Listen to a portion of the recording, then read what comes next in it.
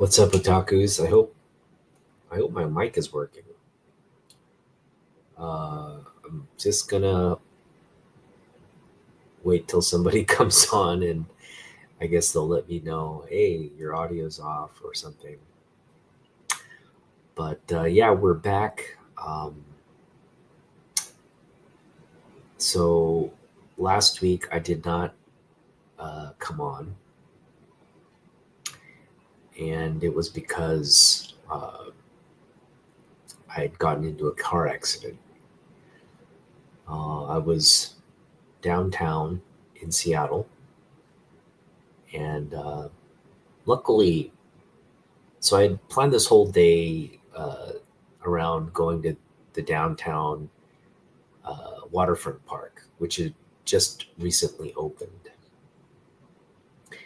And I was going to take Leo, my son, with me to the event, or just to hang out downtown. I had made all these plans, but then my son was like, he didn't want to go. He just wanted to stay home with mom. Didn't want to go, so I just decided, hey, you know what? I'm gonna just kind of hang out in downtown, check out the park for myself, and drove down there. Luckily, it was actually fortunate that my son didn't go because again, I was rear-ended, and I was rear-ended by. So I just, without getting too much into the weeds or details, because there's um, some litigation involved. Uh, I was injured in the accident, and the person driving the truck or van, this larger vehicle, uh, grossly negligent, just rammed into me as I was stopped at a red light.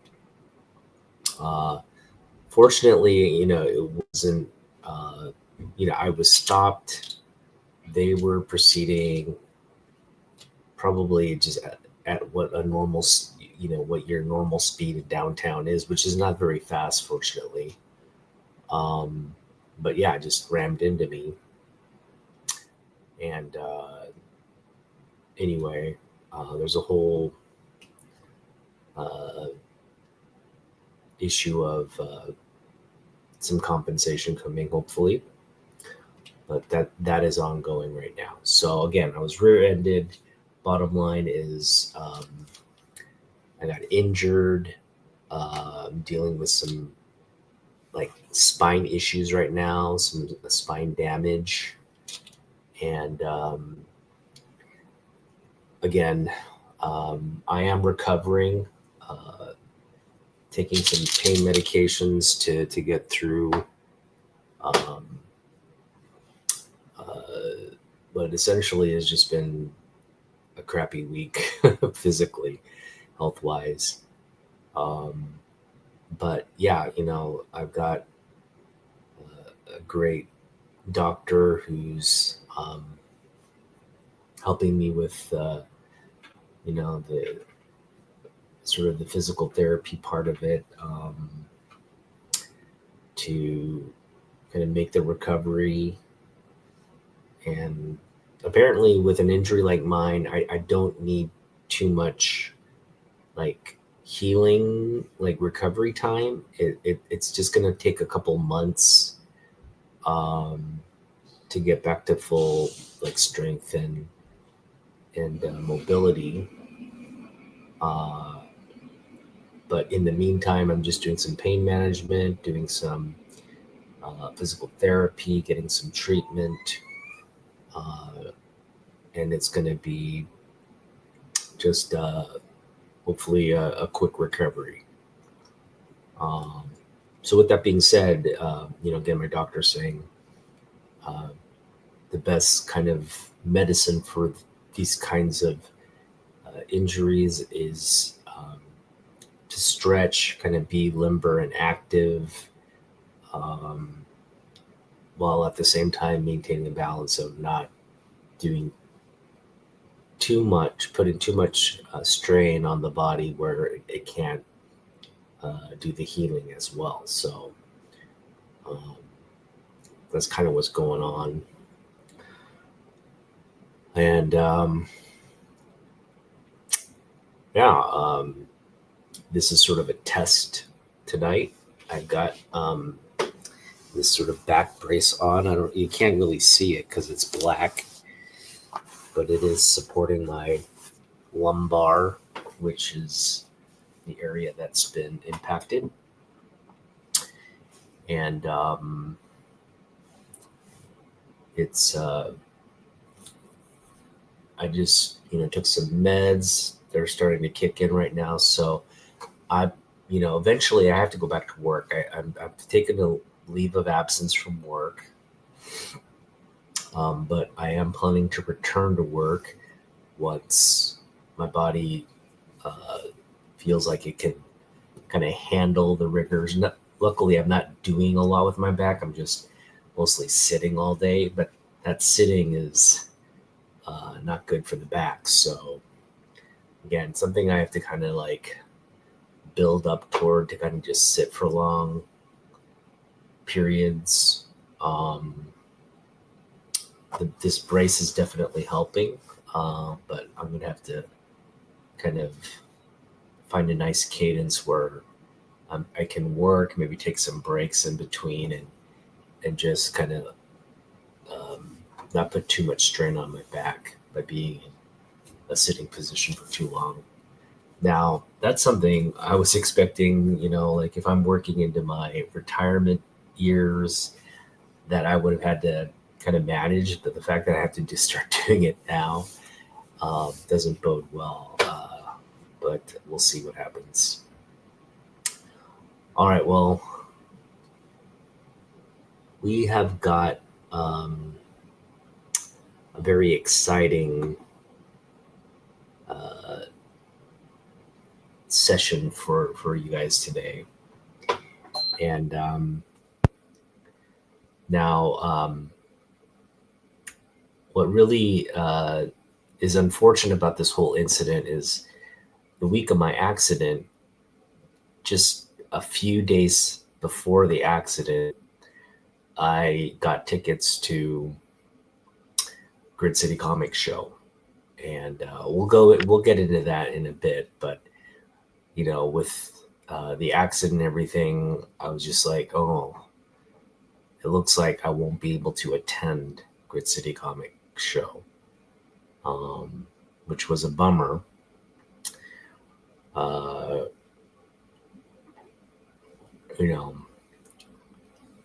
and that's kind of how like we were heading in. I was like, well, let's just kind of approach the week and see what happens. And again, it was a situation where as it approached, I was just like,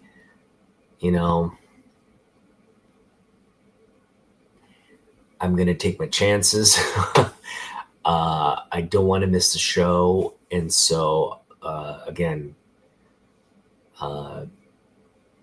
just kind of did my best to not overexert myself and go slow. But we went and we attended the show. And yeah, about halfway through the show, I was really feeling like, my back was really hurting and killing me. And we still had so much to, because I was usually when I'm at these shows, I'm like zipping around and doing all that, but this one I had to really take my time. I couldn't really look at like dollar bin books that were on the floor and stuff. Anything on the floor was just kind of out of reach or out of range for me to look at. But yeah, I definitely had to like take my breaks in between. I had to kind of take it slower. But toward the end of it, I was just like gassed. I had to kind of like you know, again, luckily I had the pain medication, which I was taking. Um, and if my back felt like if I was starting to feel sharp pain in my back, I just kind of go somewhere and just take a rest. There are luckily a lot of like seating areas in the venue where you could just kind of pop out, rest for a few minutes, and then go back in. But with that being said, we were able to get a lot accomplished and pick up a lot of cool books. So we'll get into that in a minute. Um, the other thing I wanted to mention is I got my new laptop. So for those of you who've noticed, I did share in a previous post that my laptop was uh, ordered off of Costco because of the Thanksgiving Day sale at Costco. And so we got a really nice Aspire 14 laptop from, I believe the maker is Asus. It's an Intel Core 9 with Intel graphics. It's 32 gigs. It's a really nice laptop. And I'm streaming to you live from this laptop, which is, again, so far so good. My wife got the same thing. So we both got two new laptops. Hers also Windows 10 with the support being over for Windows 10. We had to kind of upgrade. And now we got in kind of early at the life cycle. So we're hoping to use these laptops till they come out with Windows 12, I guess. And so hopefully it's a decade or so away, or probably it'll be like 6 or 7 years away. Who knows? But we're hoping to get good mileage out of this device. All right. I believe my mic is working, so we're going to continue on. No one's popped in to the chat yet. So along with the new laptop, I was able to kind of get all the old setup.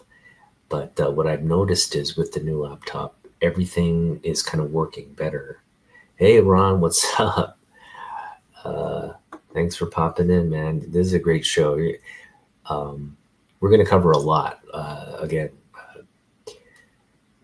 I've got about 70 books I'm going to share. Okay, cool. Yeah, Naman Young has been drawn a lot these days. He's going crazy with the sketching and projects there. Glad to see that. So we got a lot to cover today. Again, 70 books I'm going to show off. Kind of get things started with what's kind of circulating in the comic book community first and foremost. And if you notice right to the back of me, you'll see George Perez's Superman 1 homage back there. Superman 1, a 9.0 copy, just went on auction recently and sold for $9.1 million.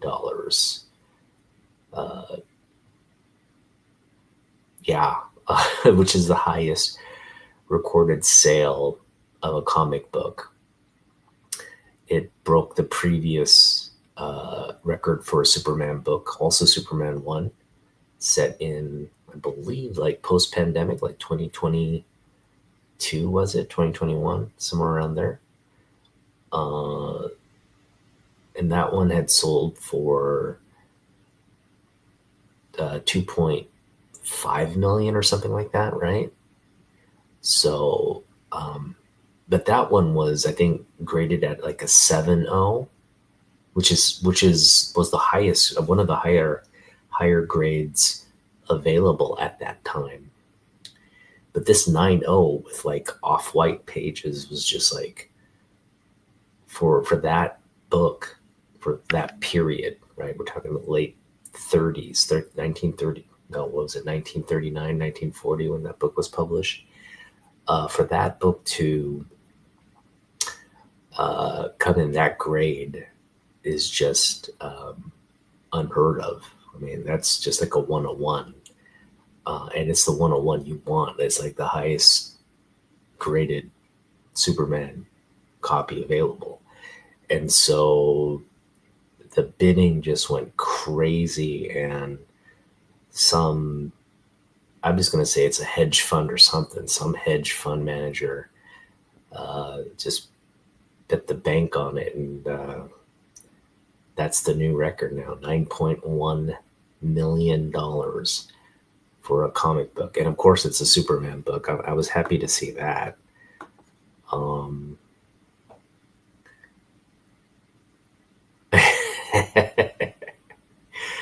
yeah, in the 90s, they were going for Superman 1 was going for like like 10,000 or something like 20,000 or something ridiculous like that in the 90s.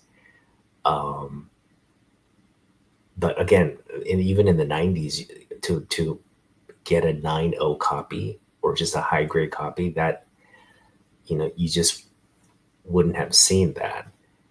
Um, so yeah, I mean, we've come a long way from the price points on that.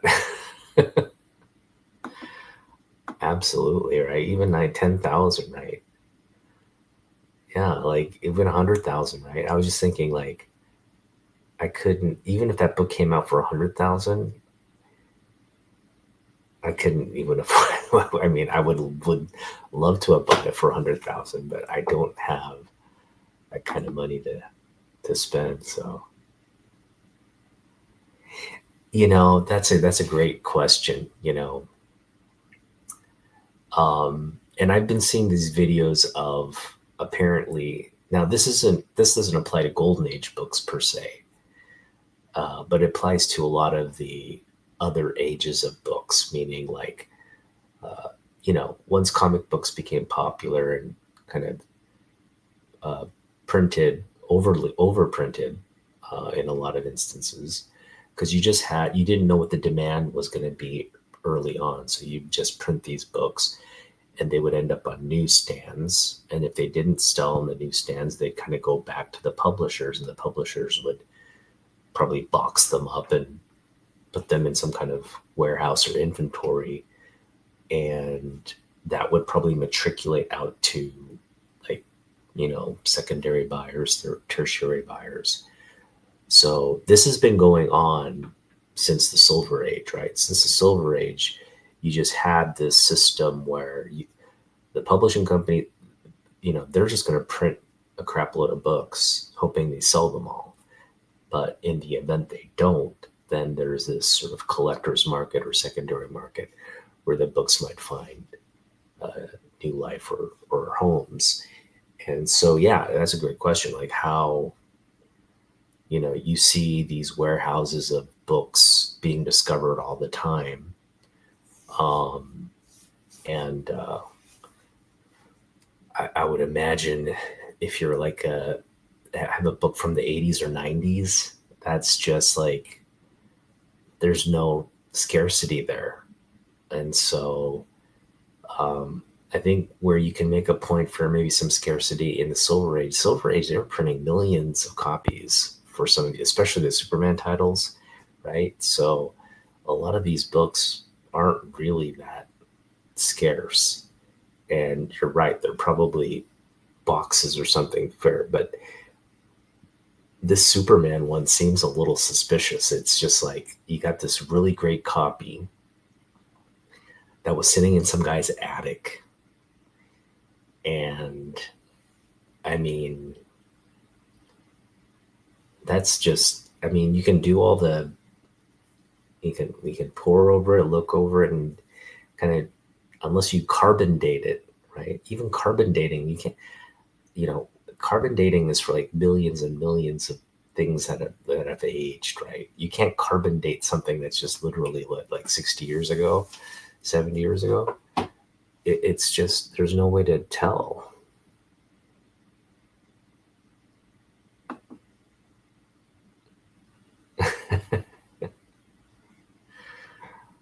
Right.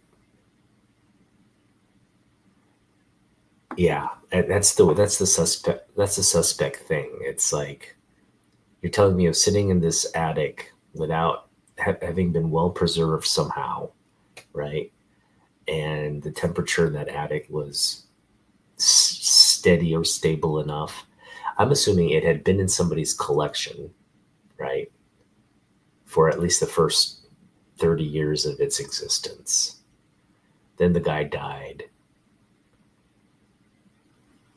or it passed down or something. They moved around. But anyway, for whatever, I don't know the backstory on this, but just to find it somewhere in an attic seems just a little too convenient and weird to me. That even if you had, let's say, somebody who had the book as a kid, so you're a kid in 1938,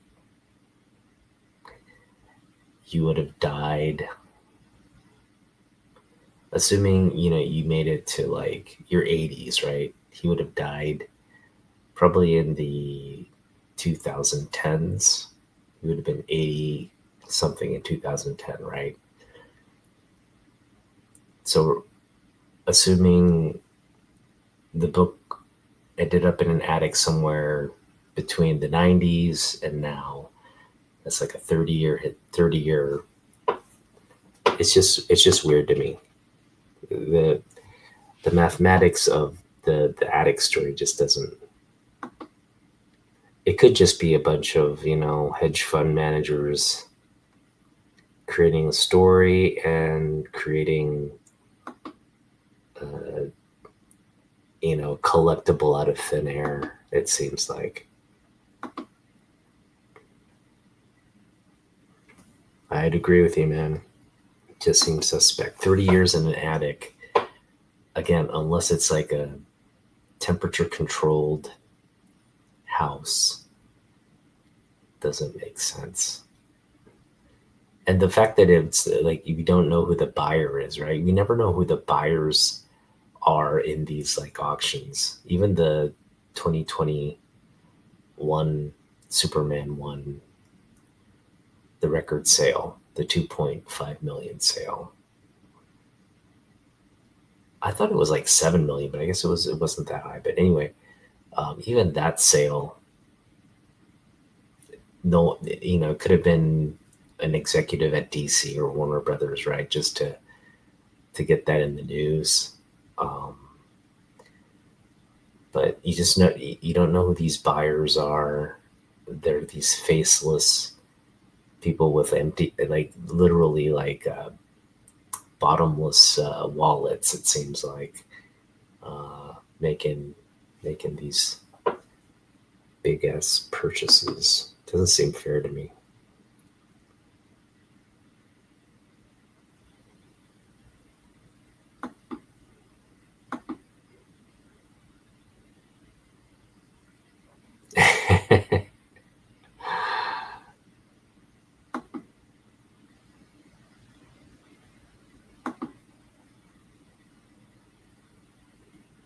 Okay, that makes sense. All right, well, let's get to some of these books. The first thing we're gonna test out some our new setup, or I should say, our old but new setup. And I like this new setup because it's just feel like it's just such a better. Let me just share with you what I got going on. Rather than kind of putting the books up, I'm gonna kind of put them down and show them off. So the first thing we're gonna do, as the title implies, is we're going to show off my top 10 Ross Andru books. Now, I'm going through my list of top 10 artists, um, and this year's list is very different from our previous list. And that's because I came to the conclusion that my favorite artists would be artists who have worked on Superman. And now that I've been collecting Superman, adding a lot of Superman related books to my collection, what I've come to realize and appreciate are all the great artists that have worked on the title. And let's just put it this way, as a publisher, uh, whether you're DC or Marvel, I can't speak so much to Marvel because Marvel just seems to put anybody. Um, they don't seem to put much thought into who does their best work, although they're doing it now but DC has always been sort of at the forefront of putting their their most talented people on their best selling books. Marvel, maybe not so much. Maybe uh, at certain periods here and there, but Marvel came to understand. Look, we don't need. We just need kind of like good cover art, and then make people who can get the work out on time, and that's that, right? So uh, I'd say DC's been more consistent to uh, in terms of the art, the quality of art on their best book book titles. So that's the reason. I'm just going to put the books down here because we'll get to them. So that was my rationale. Like when you go with just Superman artists, right? What you're really um, establishing is the best artists at DC, right? The people who get charged with um, bringing this character and continuing the legacy of the character and this continuity and the stories of this character. They just don't select anybody to work on Superman. So it is a privilege, and it's something that a lot of artists want to work on, right?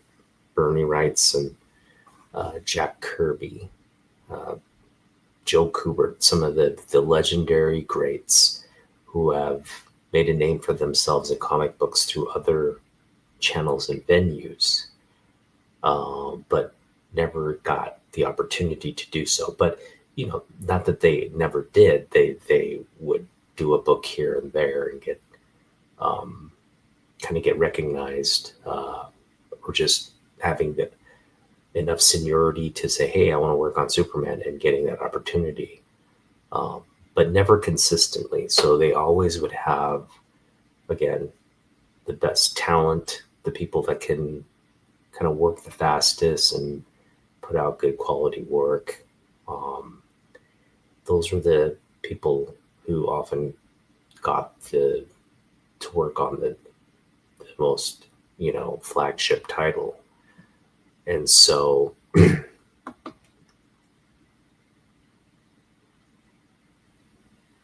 right, um, absolutely.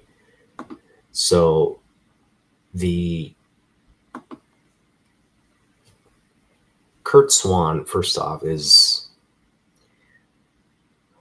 by and large, okay. He was working on Superman since the mid to late golden age, and he was working all the way through the copper, and even to a certain extent to the modern age. So he covered the entire history, or at least a 60-year kind of time frame. Well, close to 60 years, right? Like 50 to 60-year time frame of having worked on, for first off, working in comic books in the industry, but more importantly, working on Superman. I mean, he's been pretty much there in adventure comics, action comics, Superman. He's been a mainstay artist, and that's part of the reason why you didn't see this rotation of other talents coming in, because Ross Andru, as great of a Superman artist as he was a cover artist. Neil Adams, as great as his artist as he also did mainly covers for Superman. They never really got the opportunity to work on the interior of Action Comics, because that was like Kurt Swan's assignment.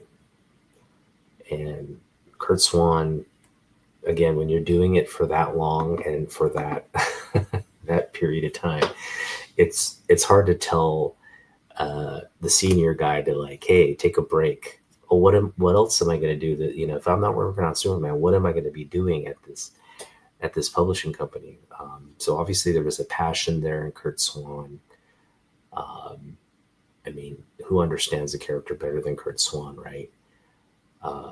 And who better of an artist than Kurt Swan? So Kurt Swan, we're getting to him.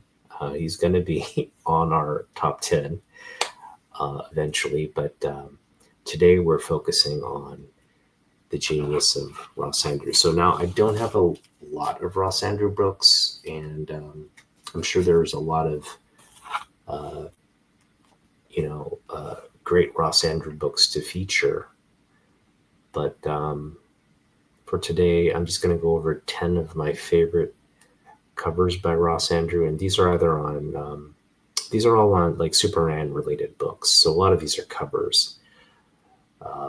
This is just a great cover because what I love about the Bronze Age, even the Silver Age to an extent, but more so of the Bronze Age, is they give you a sense of what the comic book story is about.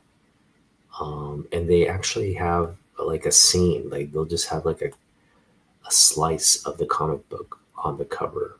And so this is just kind of painting the scene for you here. And Ross Andru just, again, so we talk about Jim Lee and Scott Williams, how their partnership, professional partnership, had just become like an icon, right? Like, they've made it a brand essentially. Jim Lee, Scott Williams, Alex Sinclair, right? These three amigos that are always, if Jim Lee does something, these two other guys are working with him to bring that artwork or that comic book to life. Well, Ross Andru also had a very talented inker that he preferred to work with, and these two would always, the Andrew Giordano, that's the DC brand right there in terms of this era. And you're just going to see a lot of Andrew Giordano cover work. And again, what I love about this is it paints a great scene. Superman's obviously coming in. He looks like he's staggering in. And here's good old Pa Kent, very stylish, by the way, in this like purple, like cash, he's got the turtleneck, the purple jacket and suit, and these like great boots. And then you got Lois here. Again, the 80s look of Lois there. Just a great cover, and just basically, painting the scene here. Your son, that means Superman is Clark Kent, so now Lois knows, right? What's going to happen, right? How it just paints a lot of like what's going on, like why are Pa Kent and Lois having coffee, and then why is Superman coming injured, and then what's going to happen now? So this is just a great example of the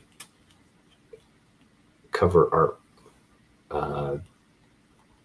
The cover artwork of the time, and why comic books are great.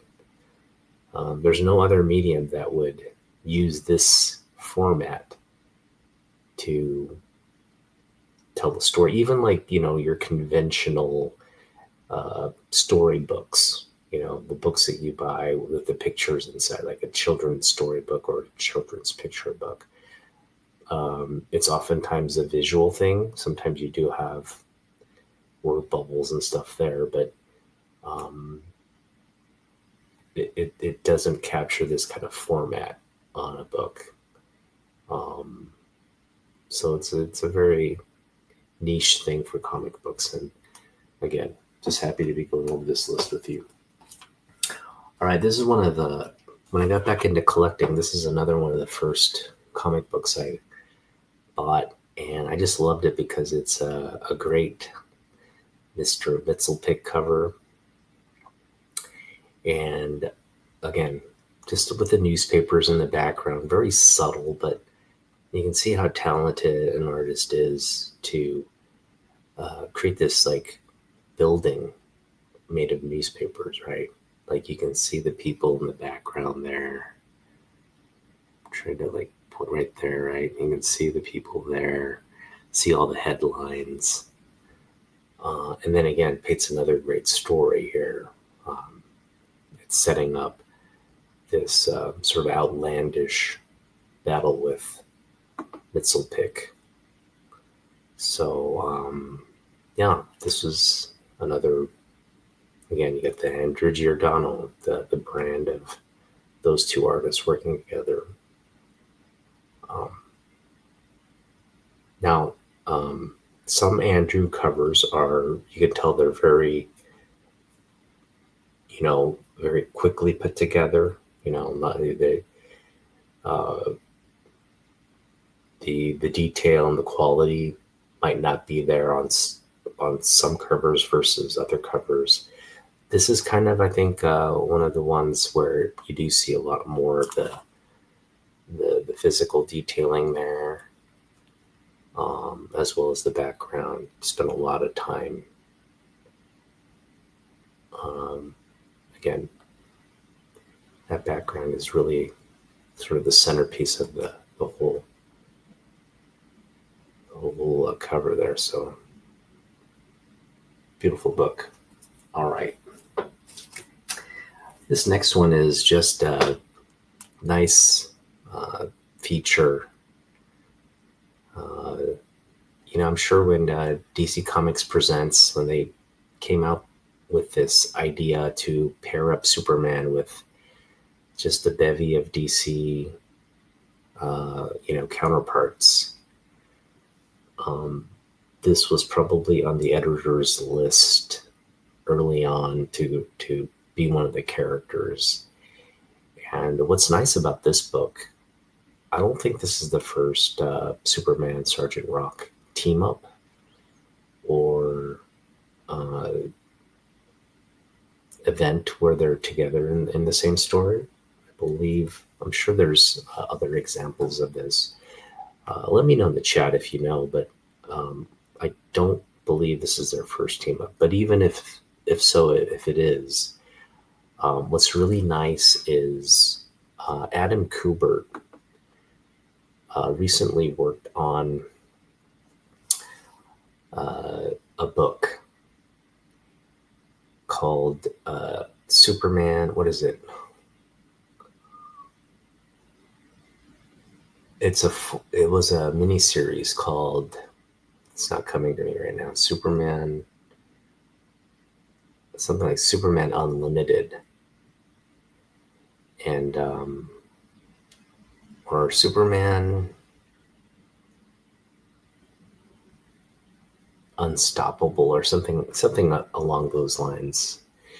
And in it, there's an issue in the miniseries where Superman's kind of hallucinating and doing all these things, but he ends up in this like sequence with Sergeant Rock. Superman Unlimited. Maybe that is it. Maybe Superman Unlimited. It's a book by Adam Kubert. Adam Kubert wrote and illustrated the whole thing. And anyway, he's paying homage to his dad because there's a Sergeant Rock story in there. and it's a Sergeant Rock story where it's exactly this scenario where Superman joins, he joins Easy Company, and he is a soldier, just a grunt. And in this scenario, Superman doesn't know he's Superman. He's just afraid. He's like any of us would be in the trenches of a battle. He's just cowering. There's bullets flying. There's explosions happening everywhere, and he's inspired by the bravery of Sergeant Rock, and Sergeant Rock's leadership. Just says, you know what? This is our last moment, boys. Let's go. Let's just give them hell. They take us down. We're going down fighting. And they kind of come out of the trench and just kind of go head on into fire, attacking the Germans. And Clark Kent, in that moment of bravery of like running out, realizes he's getting hit by bullets and realizes, oh, what? I'm Superman. And so he goes on, he basically takes the brunt of the fire, right? He moves ahead of his squadron and takes the brunt of the fire and basically takes out all the enemy fire and kind of liberates Easy Company for them to move on. And it's kind of like this cover here in the fence that, like, yeah, in a scenario where Superman's part of Easy Company, he kind of do it without revealing himself, but he'd also ensure that no lives would be lost on the battlefield. So just a great cover here by Ross Andru, doing his best Joe Kubert homage there. And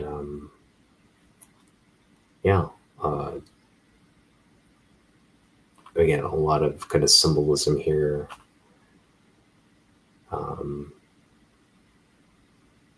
And again, just like I said, a great example of how you set up a story with a great cover here. So if you love Sergeant Rock and you love Superman, man, what's better than this to sell the book, right? Superman and Sergeant Rock. Yeah. So that's just a cool book altogether, let alone showcasing Ross Andru's talent. All right, this next one is for all you modern people. Apparently, there's news that Superman and Hawkman are going to be, or I should say, Absolute Hawkman and Absolute Superman will be battling it out in the pages of an upcoming Superman book. So that, yeah, it's kind of cool.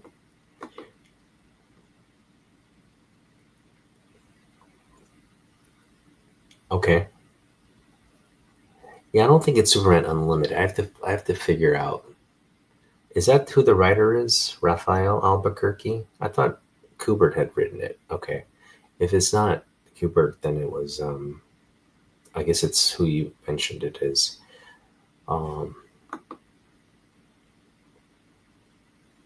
Okay, cool.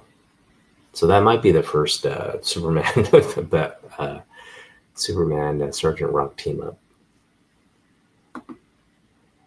Yeah, okay. Dan Slott might be the writer then. You're absolutely right. So I think it's Kubert and Slott. Yeah, okay. That sounds right. All right, thanks, Ron. So we have this oldie but goodie, Superman Hawkman. They're also battling it out on the pages of this book. And that's what's great about this whole DC Comics Presents thing. They're giving you these kind of like team ups slash, battles or just engagements, right?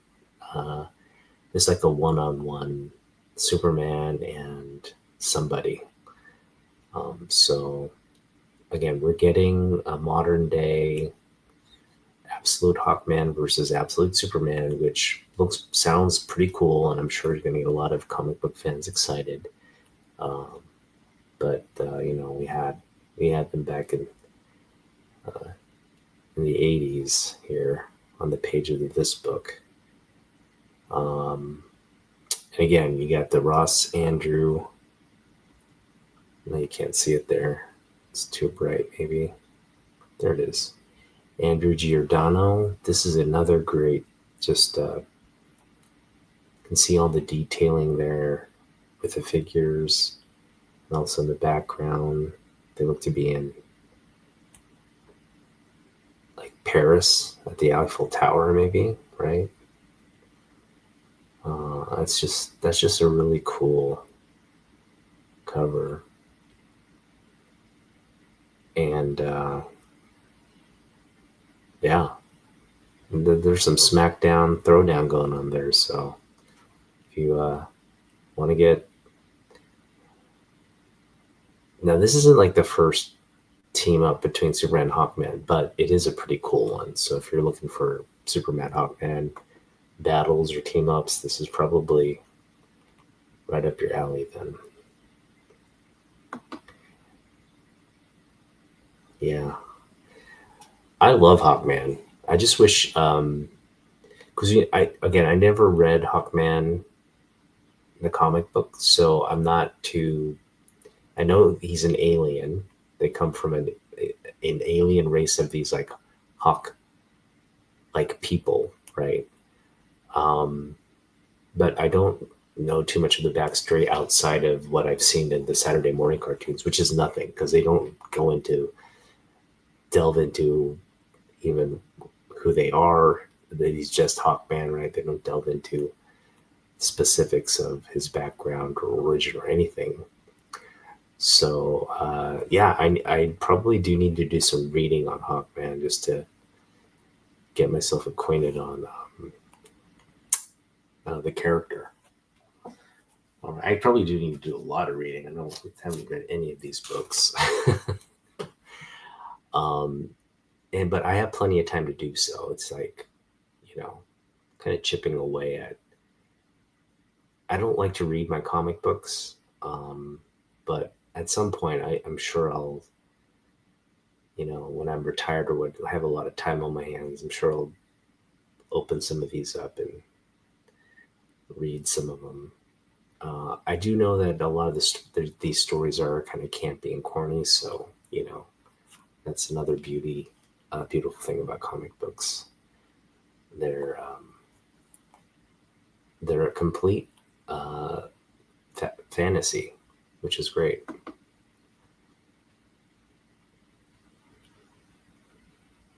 I don't know. I borrowed Hawkman from the 19th. See, I never saw the Flash Gordon Hawkman, but that sounds like it may, things are kind of recycled and reused. There's really nothing completely original in comic books. Everything's sort of kind of a unlicensed copy of something else, right? So wouldn't doubt it. But here's another great cover here with another great character, Black Lightning, who I think would be a great character, a modern character to just introduce in movies, I think. But yeah, another great cover here by Andrew Giordano. And yeah, I got a nice little mid-grade copy going on here, maybe low grade. Got some, low grade copy here. A lot of issues there, probably a 3.5. All right, and then of course this is another one of my favorites. We got the Cupid playing tricks And look at that kiss, man. That is one. That is one sort of salacious embrace there between our heroes, and then of course the significant others are like, "What's going on?" But yeah, another great story here. Look at that, Washington D.C. with the cherry blossoms. It sets the time, right? Right at the, I wouldn't say February's, you would have the cherry blossoms in February, but right around springtime, love is in the air. It's spring. And Superman and Diana just getting it on right there. I just love this cover. It's a Wonder Woman cover. So this is the only Andru cover that's not Superman related. Superman related in the sense you got Power Girl and Supergirl, but no Superman. But I just love this Wonder Woman there. Such an iconic Wonder Woman there by our dynamic duo, Andru Giordano. And I almost wish, they would have kept it a stand. Like, this is what I hate about comic book covers. This is just an example of a horrible cover. They've got Wonder Woman in the foreground, 2 panels, nothing about what's going on other than it's book 2, 7 Against Oblivion is the title of the book. It's just a horrible cover. But what saves it is this centerpiece right here. Again, that much larger, less of this design, this book design. And so less of the book design and more of the artwork would have been my editorial contribution to that, or critique of that, I should say. My favorite Wonder Woman actress, without a doubt, Linda Carter.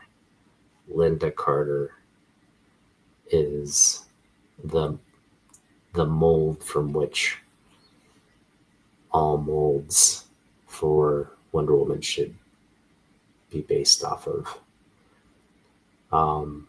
Now, I do hope they bring somebody with a little bit of, I guess, Latin or Amazonian flavor. So we're talking about somebody probably with a Latina roots to play the character, which Linda Carter did have. She's, I think, a quarter Mexican or half Mexican.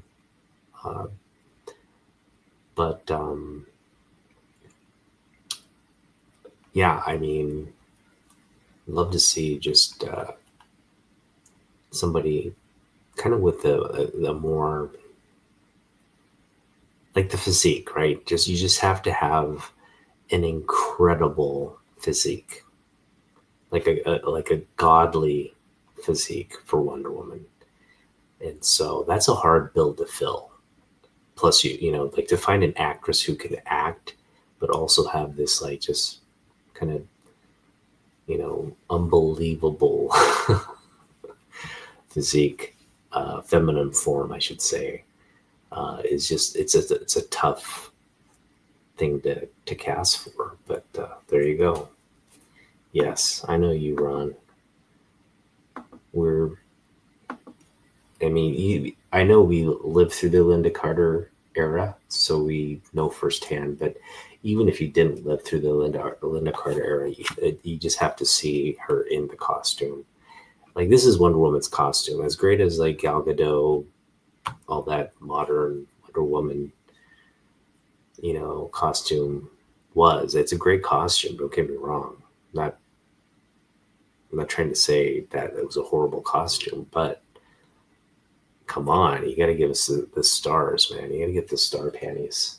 I'm sorry. Those have that. I know, I'm not a feminist. I can't speak to how women would view that, but I would imagine if you're a woman, you want your Wonder Woman in star panties too. Just saying. All right, so this is I got this for $0.25. I bought this out of the quarter bins. Absolutely high grade copy here. 8.5 copy with the press probably in the near mint range. So I was just really shocked to find a book this clean in the quarter bins. But man, look at that artwork. Is that a Superman or what? That's what I'm talking about. Ross Andru at his finest. Just one of the best artists to have worked on the book, or the character, I should say. Crotch rocket.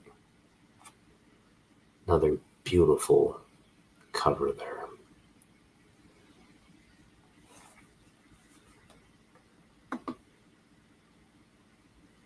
Yeah, she definitely had some Amazonian blood in her.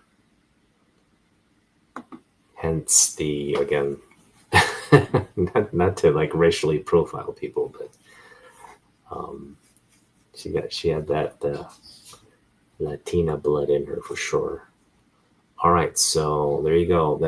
I'm not even counting these. I'm sorry. Let me just see how many books we've covered so far. 1, 2, 3, 4, 5, 6, 7, 8.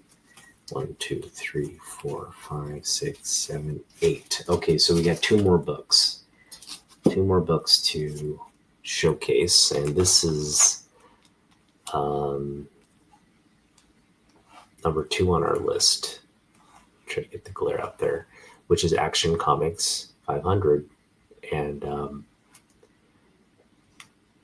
I think this will forever cement Ross Andru, who really another artist who passed before his time.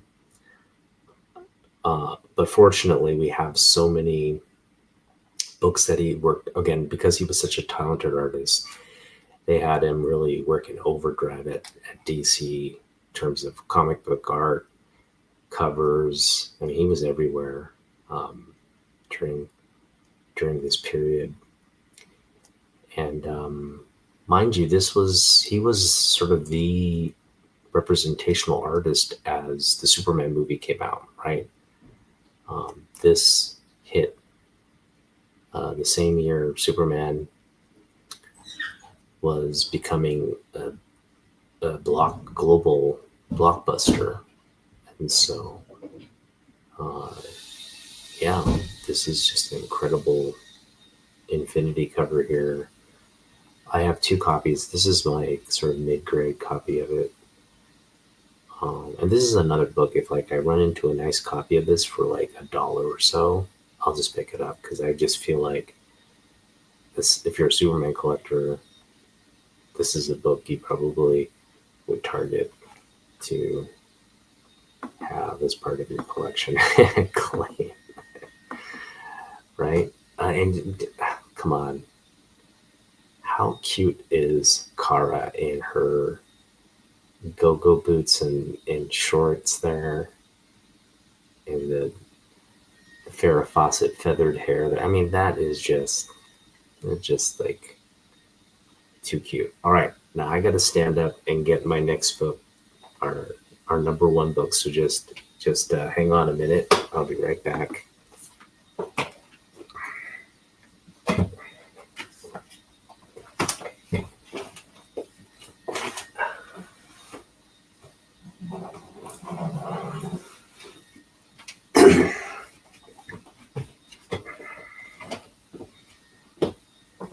All right, this one I'm gonna. All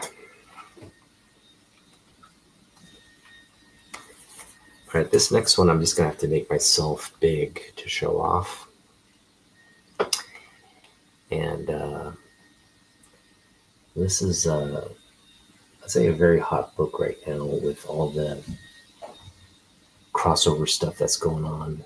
Um, as you know, DC Marvel just released the first of the Batman Deadpool crossover books, which is, I mean, I saw everybody like waiting in line at their LCS. There's apparently 22 commissioned variant covers for that first issue, and a lot of great artists working on that, including Jim Lee, of course, which is the book I want. Okay. She's just a talented lady. I mean, she can sing, dance, act. I mean, she's just incredible beauty and talent. So she looks great now. She's like what, 90 or something. She looks fantastic still. So it's still very sharp. Um, gotcha. Okay, that's interesting. Never knew that.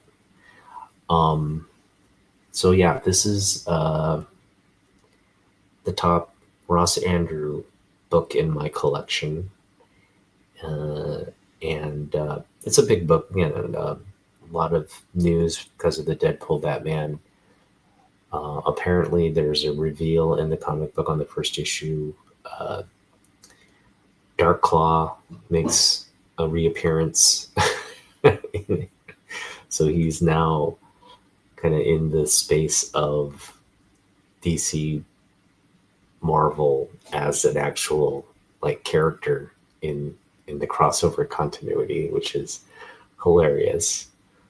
But this is why comic books are great, right? You can just bring a character back like that, a character that's been kind of like non-existent for what, almost 30 years.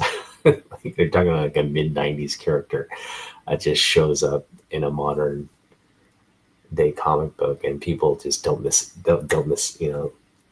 doesn't skip a beat. So that was pretty cool. Every boy had a crush on her. Yes. All right. So what's cool about, as great as this cover, the front cover is, it's really the back cover that uh, Ross Andru.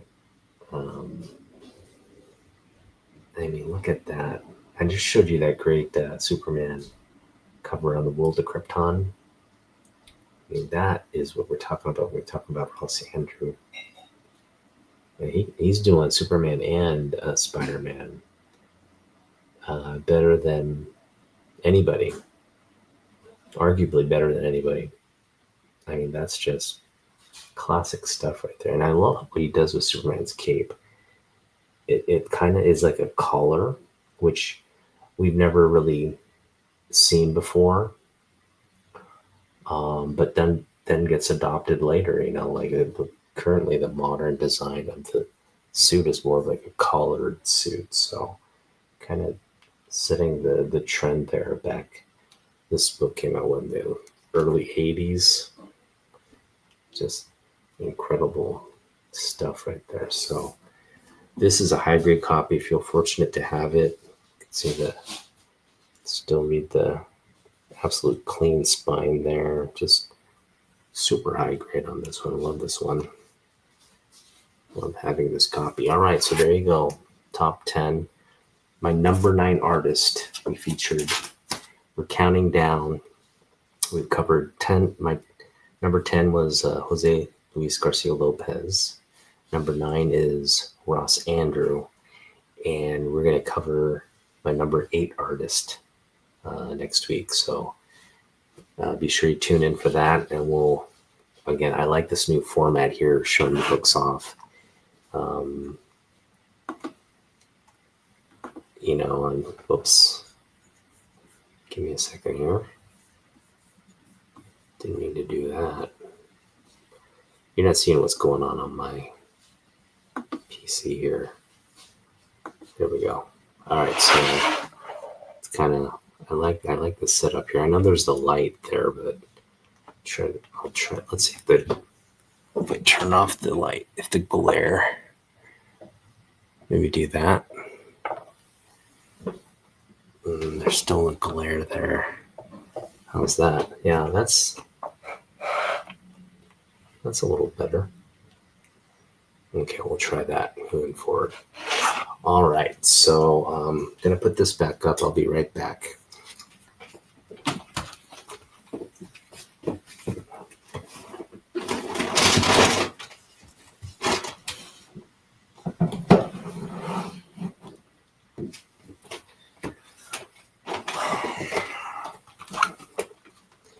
All right, now we're going to get into the meat of this session, which is my Grit City comic show haul. And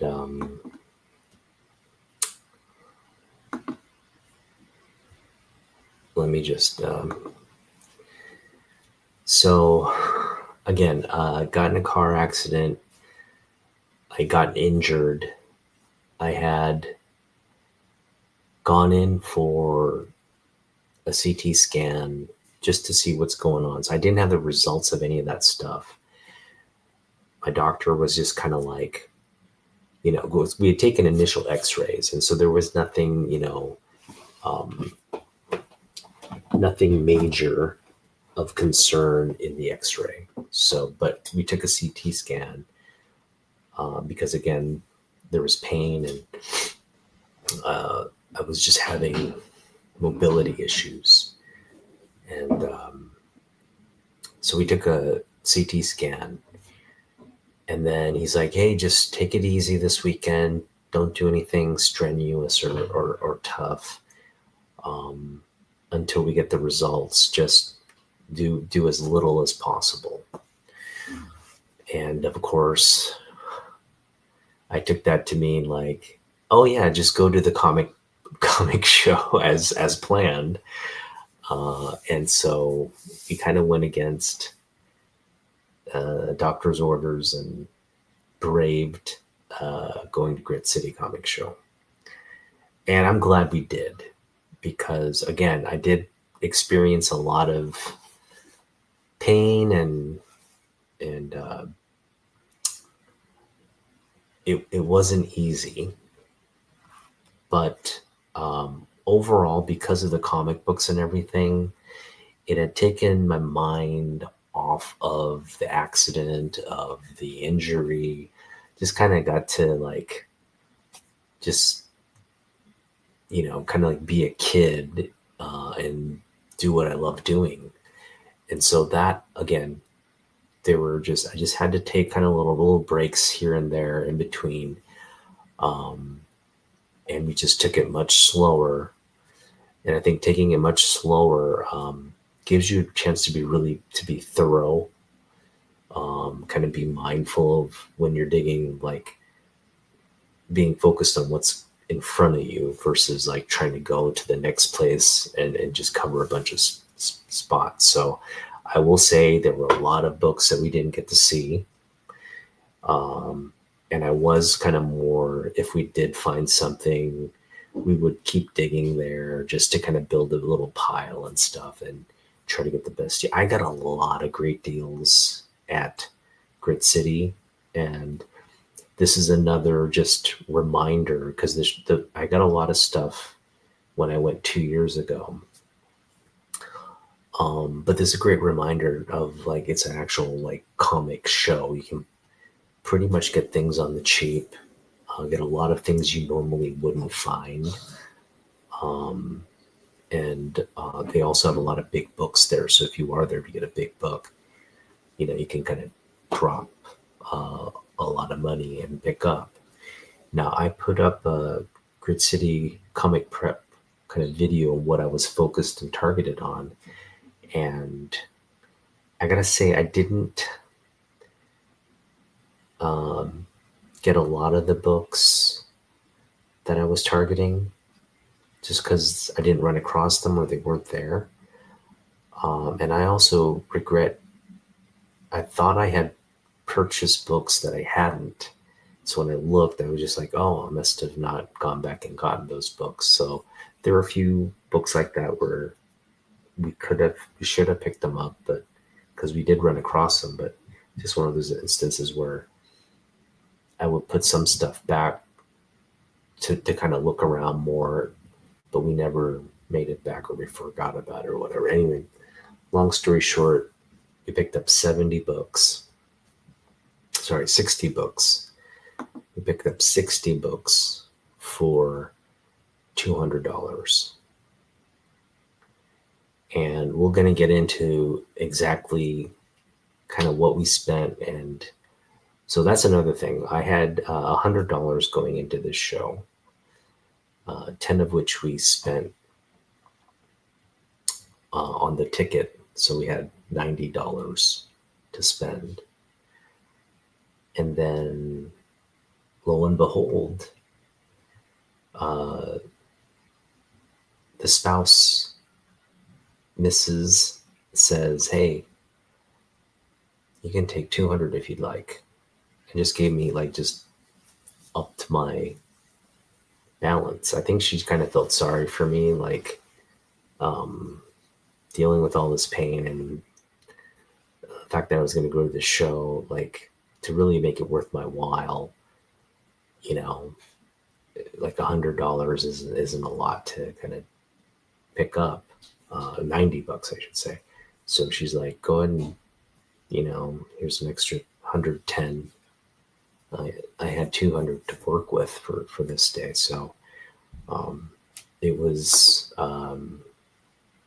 big budget. So more money. And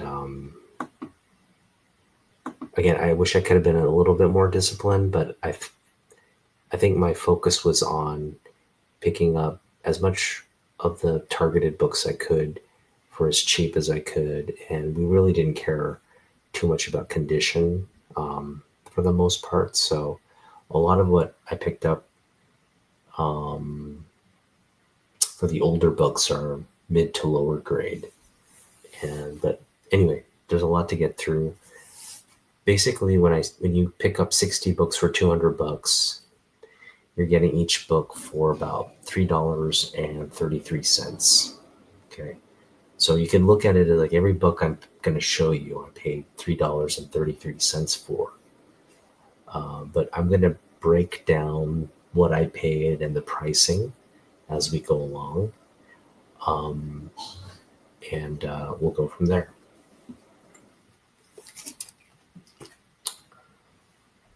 Okay. So let's get things started here. Still with me, Ron? Yeah, I think. Well, no. I'll tell you this specific book that. So there is an Action Comics. I think it's $5.93. It's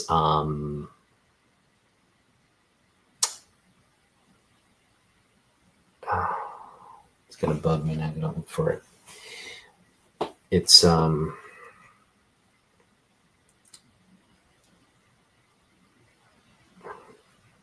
give me just one moment. I have it.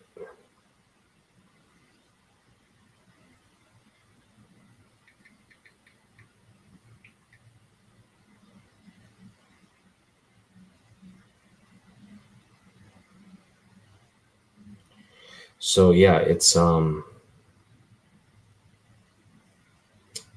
on.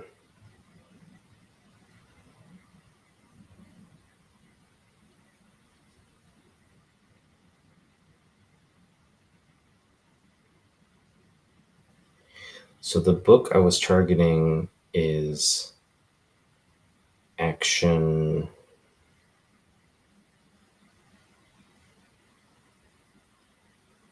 Wow, it's not on here.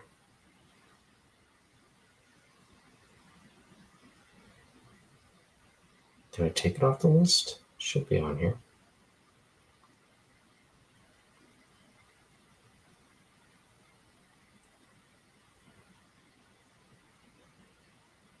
All right, now I gotta look for the book. Hang on. It's not on my wish list anymore. You know what? So actually, this is the funny thing. So I thought I had bought the book think I took it off the wish list thinking I had bought the book when I didn't. But anyway, I'm going to show the issue number here. 595.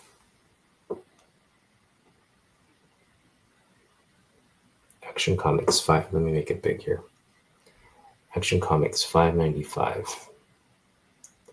It's a Silver Banshee appearance, first appearance. And it's a book I found for like $2-3.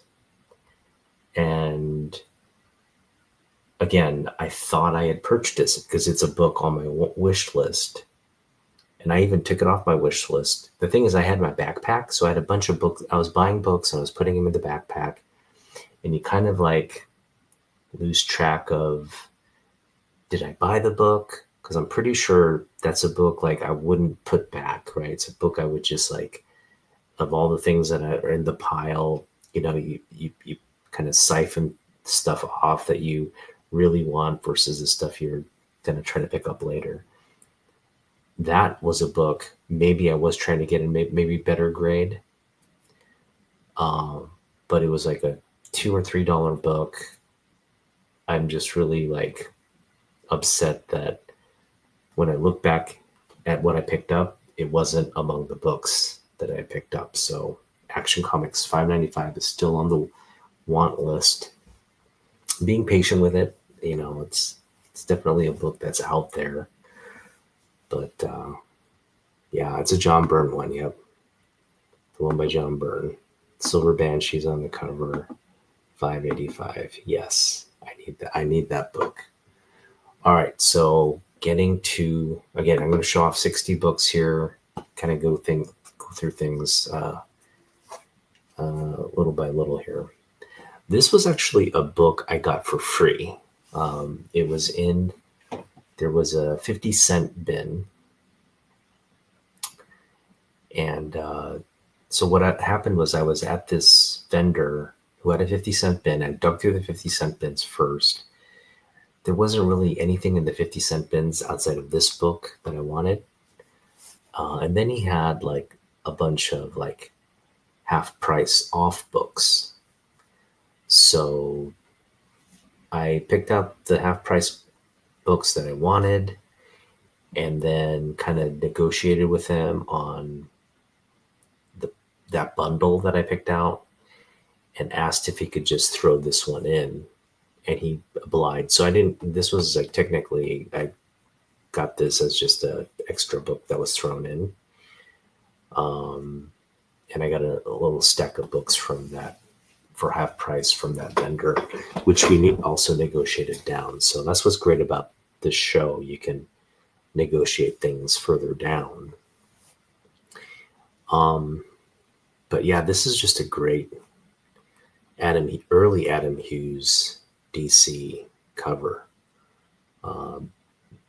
Justice League America. What's great about this is it's also Adam Hughes interiors, so you just get beautiful. Again, Adam Hughes is really known for his like character work, so you get a lot of great character panels there. You got a headlights cover here. Early Adam Hughes headlights cover. So yeah, free. You have Justice League on Vacation.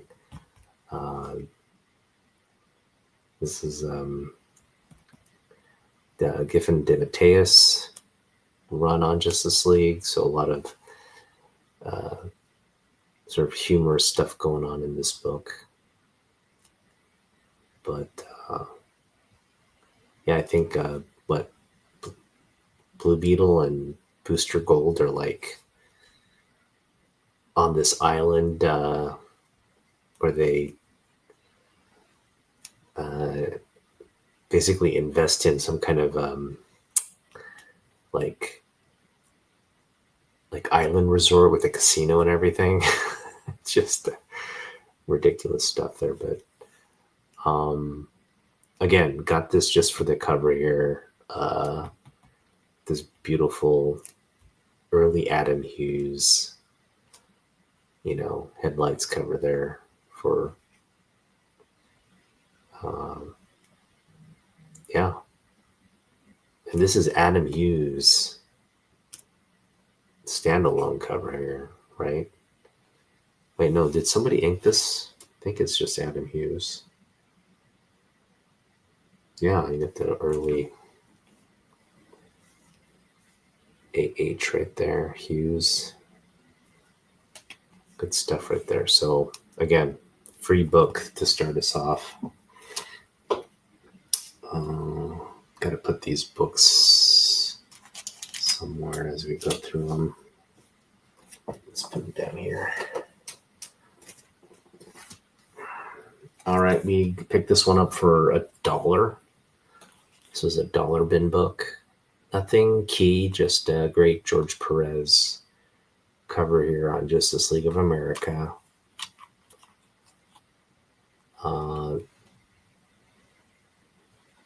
George Perez goodness there. Can't leave that there for $1. Decent grade. Couple spine ticks. High grade for the most part. Maybe a little tear though. Yeah. So maybe a mid-grade book. Little tearing issue there. It was $1. All right, this is also $1. Another George Perez. This one is actually, I think, can become key. I believe this is the first solo Starfire story. It's an origin type story.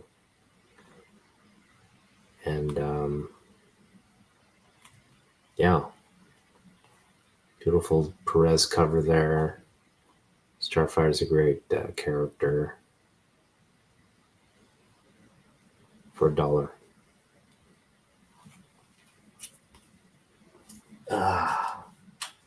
So yeah, for again,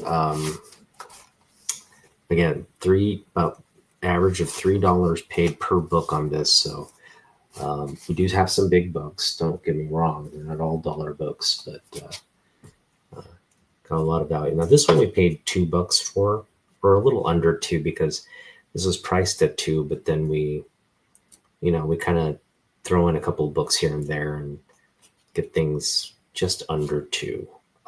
But this was from Amazing Heroes, who had a lot of $2 bin books out, and a lot of good stuff in the $2. I'm just everything under the sun.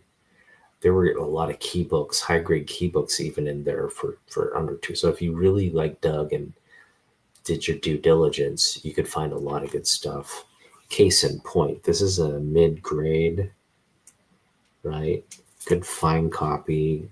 Needs some cleaning. Could use a press.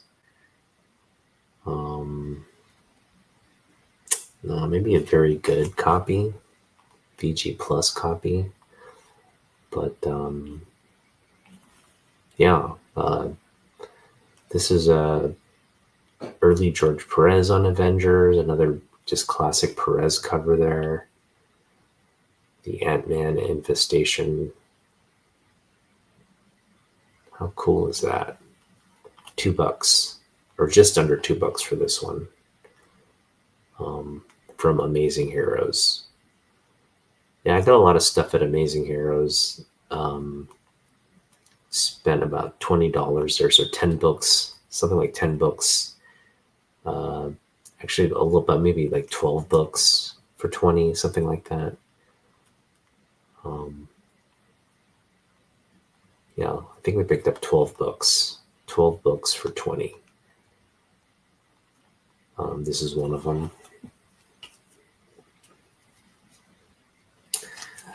I couldn't believe I found this in the dollar bin, but this was a dollar bin book. We got Adam Hughes, Superman, and Wonder Woman. Just talking about Wonder Woman. Look at that. How beautiful is that cover? Adam Hughes. can do more than the ladies, guys. Look at that Superman. Superman's looking mighty good on this cover. So yes, getting this for $1 felt like a big win. Not that this is a key or anything. It's just this is kind of like in the wheelhouse of what I like to pick up, right? Yeah, Avengers, right? All right, so continuing on. This is one we picked up for $2.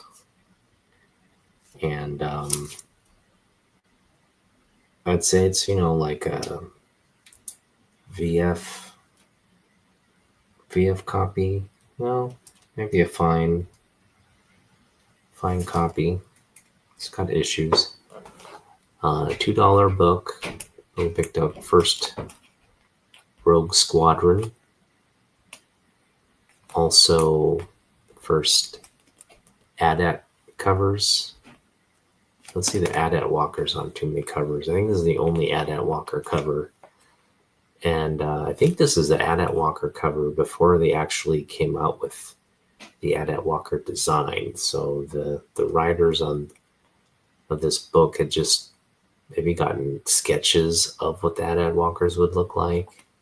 This was their rendition, which isn't too far off. The speeders obviously look pretty accurate, so $2 for this one's key Star Wars book.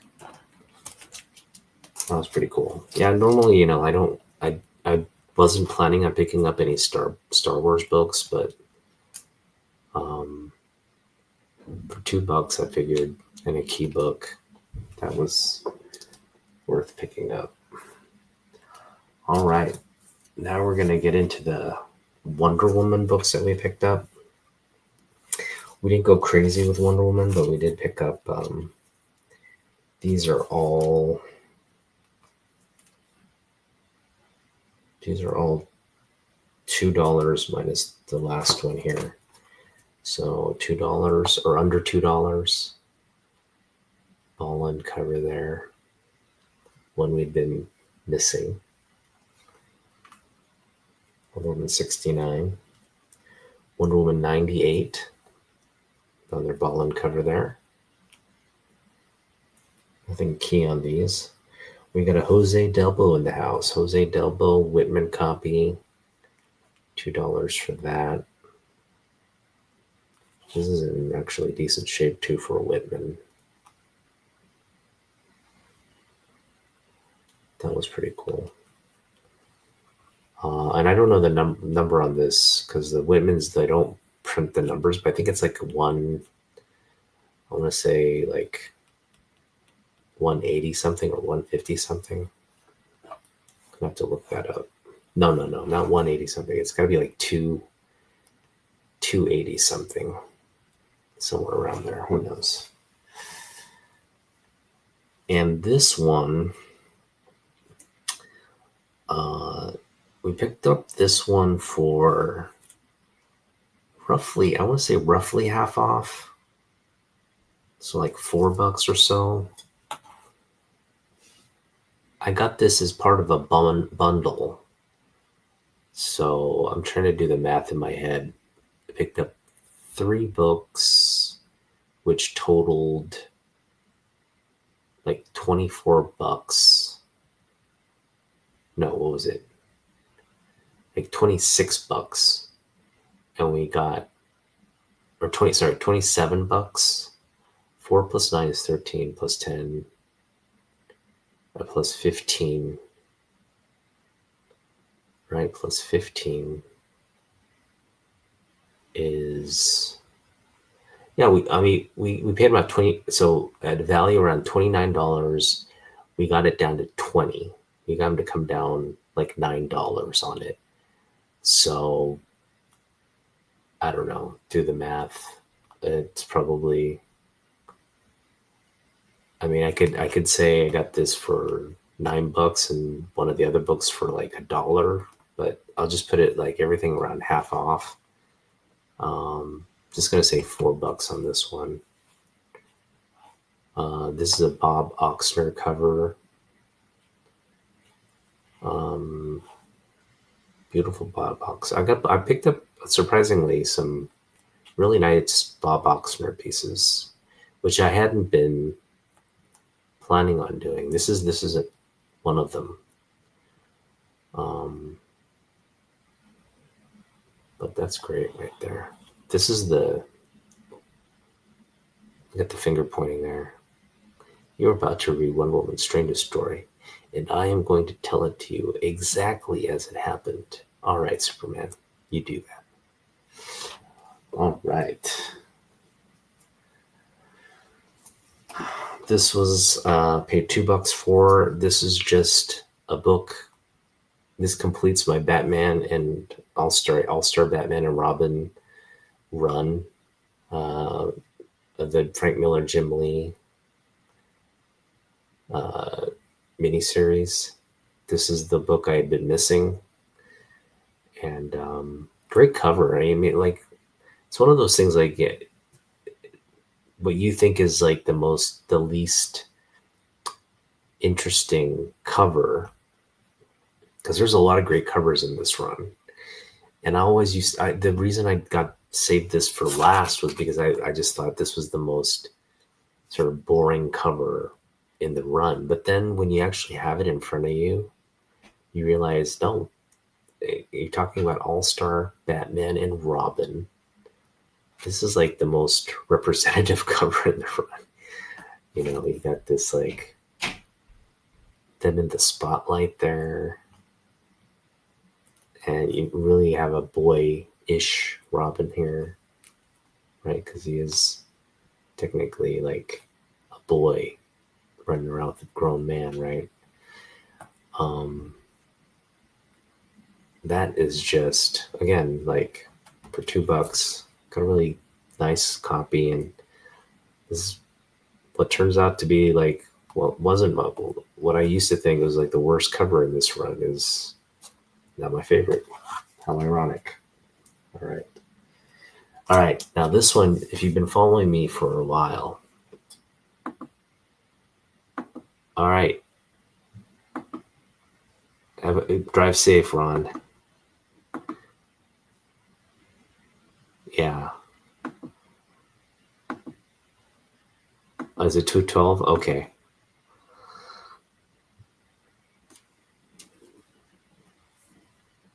So this one, this has been on my wish list for quite some time. And to be honest, like I scoured the whole summer looking for this book. I could have picked up a newsstand version of it for $1 at the beginning of the summer. I waited, kind of put it back, waited, went back, it wasn't there. And I was just kept hitting. That happens to me all the time. And I'm going to try to stop doing that. But yeah, it's just been eating at me. It's like a book that when you can't have it, you kind of want more, right? And so I looked for this book all throughout the summer, and I hit every LCS in the region. I even had thought like come close to like just buying the book online for like $5-6 or whatever, and just getting it. Well, I got a high grade copy for $2, so patience does smile upon you. And it's a high grade copy, again, $2. We didn't get the newsstand, but we got the next best thing, which is the direct. We finally picked up Batman Adventures 25. And the reason I love this cover by Mike Parabek is we have, yes, mullet Superman. We have mullet Superman in the Batman Adventure style. Again, both of them are standing there. So that, again, on my want list, I've been just jonesing for this book, hoping I run into it. Ran into it at the show. Did not hesitate. This was like one of those like targeted finds. So this is actually one of the books we were targeting that we found. Right up to now, none of the books I've shown were targeted books. Aside from like the these were obviously like just part of the runs I'm trying to complete. So technically they are books I've been targeting. This one as well, right? Just finally pulled the trigger on getting that one. But they weren't like books that were like dire. I ran across them. They were books I needed. So picked it up. So nothing in terms of like going into the show that we were targeting. This is a book here that we targeted. And yeah. So glad to pick this up. And for those of you who know, right? I know a lot of you are looking at this book going, yeah, I want that book now. So Mullet Superman, always a classic. Now, these we picked up for $1 a pop. And they're modern books. I didn't go in with the intention of picking up modern books, but these were $1. So at $1, you really can't complain. And this is just a great Dan Mora cover. Love Dan Mora. He's probably my favorite artist, contemporary artist working in comic books, like, right now. He just went all out in the Summer of Superman series. This was May of this year, kind of set up what's going on here in this book, The Summer of Superman. So 24, 25, 2 Dan Mora pieces here for $1 each. Happy to pick that one up. Now this one here, The Summer of Superman, this is more of like a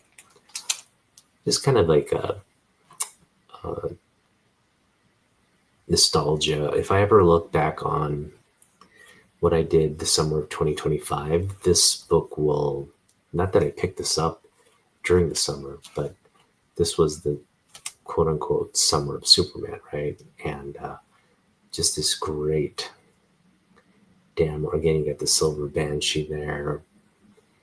I guess she's dating Jimmy in this one, Perry White. Then you got this great back cover with Lobo. This is the new, he's like the clone. What is he? He's like the clone version of the Doomsday. Like, apparently they clone these things to just destroy worlds. So this is like the new threat. You've got Joker there. And you got Parasite. Just a great storyline here that's going on right now. I'm curious to read more about what's being set up. But needless to say, Superman is in good hands at DC right now with the creative team they have working on these books. You see it right here, right? Joshua Williamson, Dan Mora, these guys definitely know what they're doing.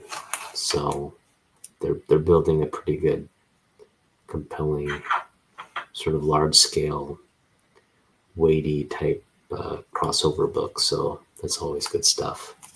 What's up, Tyler? How you doing, man? Thanks for joining.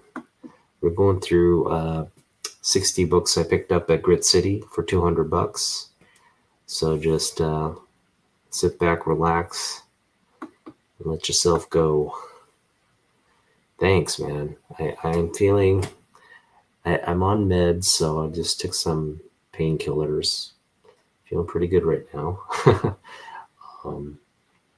And it's getting better. So I am improving every day. Just feels like we're on the up and up. So hopefully things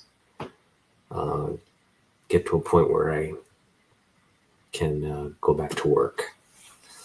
All right. So yeah, again, great wraparound cover on this one. And yeah, just Summer Superman, Dan Mora. $1 each. I'm not big on modern books, but I feel like those are two modern books that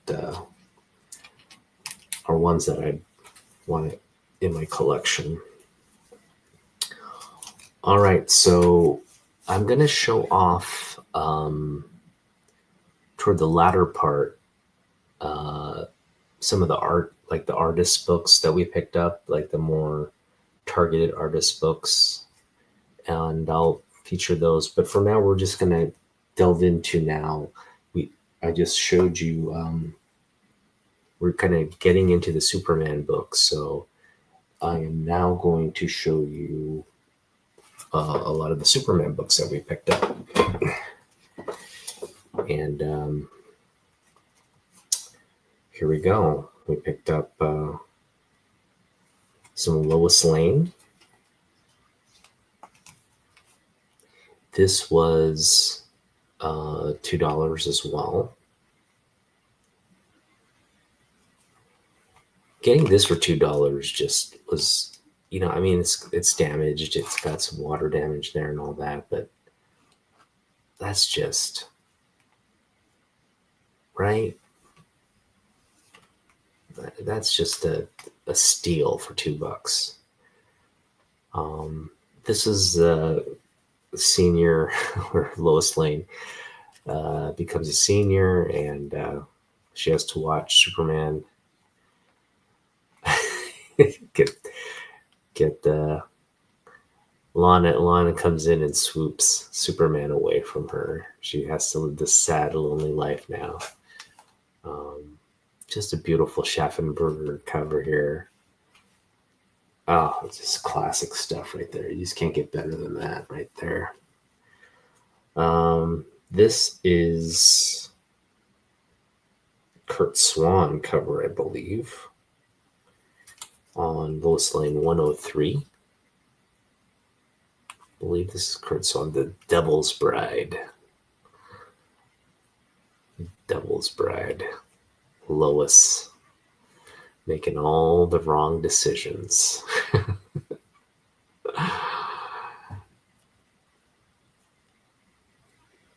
That's just a hilarious. And again, these Lois Lane covers are just border on just ridiculous. So that's why they're great.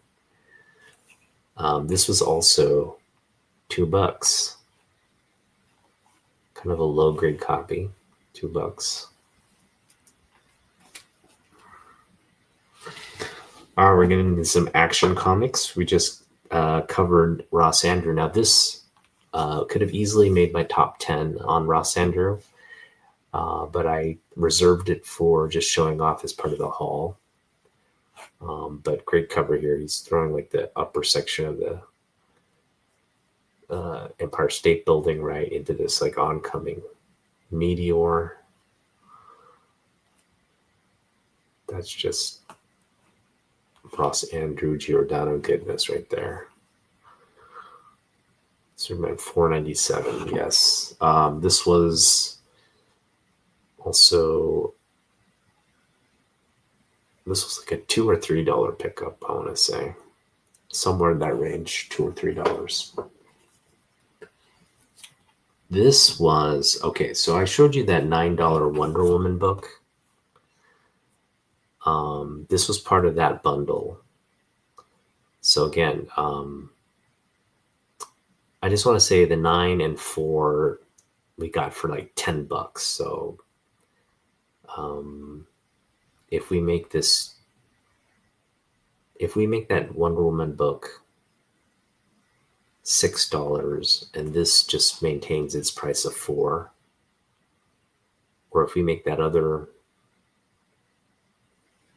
yeah, again, we got like a $13 value for about $10 there. So I'll just say we got this for $1 then, and that other book for full price, or however you want to split that math. We paid under $4 for this, and yeah, I forget what's key about this book, but this is a key book. think it's the origin of like a Krypton story there. This is Nick Cardy goodness right here.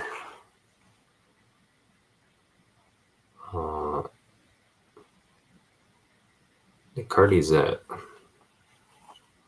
another incredible artist that doesn't get enough credit for Superman stuff. He just gets credit for everything, but outside of Superman, because he did do a lot of stuff outside of Superman, but I feel like the Superman stuff needs to get more credit.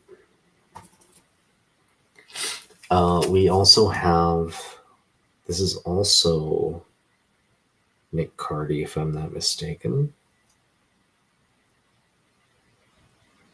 or Bob Oxner. I think this might be Bob Oxner. And we have Action Comics 411. Paid $3 for this one. This came from the booth of Belkirk Coin and Stamp. Belkirk Coin and Stamp, as you know, is my real local guy. He's located just a short drive from where I live. And old guy's name is Bill. Bill has opened up to me. We're not the best of pals yet, but he doesn't charge me full price on stuff. He doesn't charge me tax on books anymore. So and he lets me go into the back and look at the book, the sort of the full priced books or the older books now. So but he wasn't at the show. His daughter was at the show, and they just had a bunch of 50% off bins there. So got a bunch of stuff for half off. So this is one of the books. Picked it up for $3.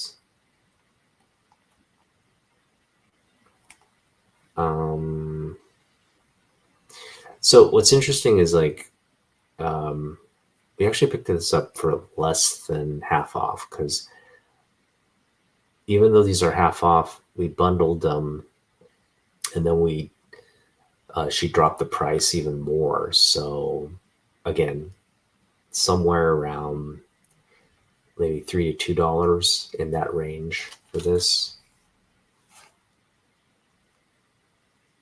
So that was pretty cool.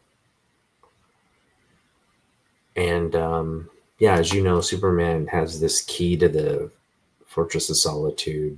No one can open up the Fortress of Solitude because no one's strong enough to lift this key except Superman. No one on Earth is strong enough. So that's kind of what's going on with this whole thing there. All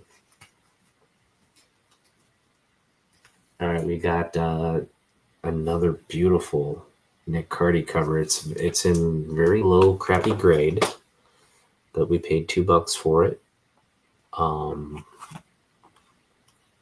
Now there's just, you can probably see it here. There's a lot of fading here on the cover. There's some like minor or major creasing over here in the top of the book as well.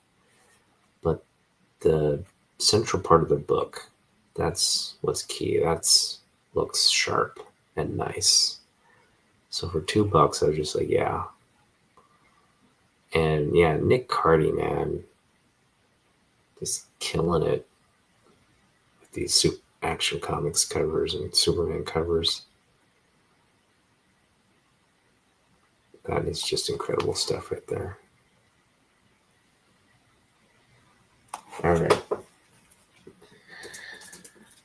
All right. So these next two books are also from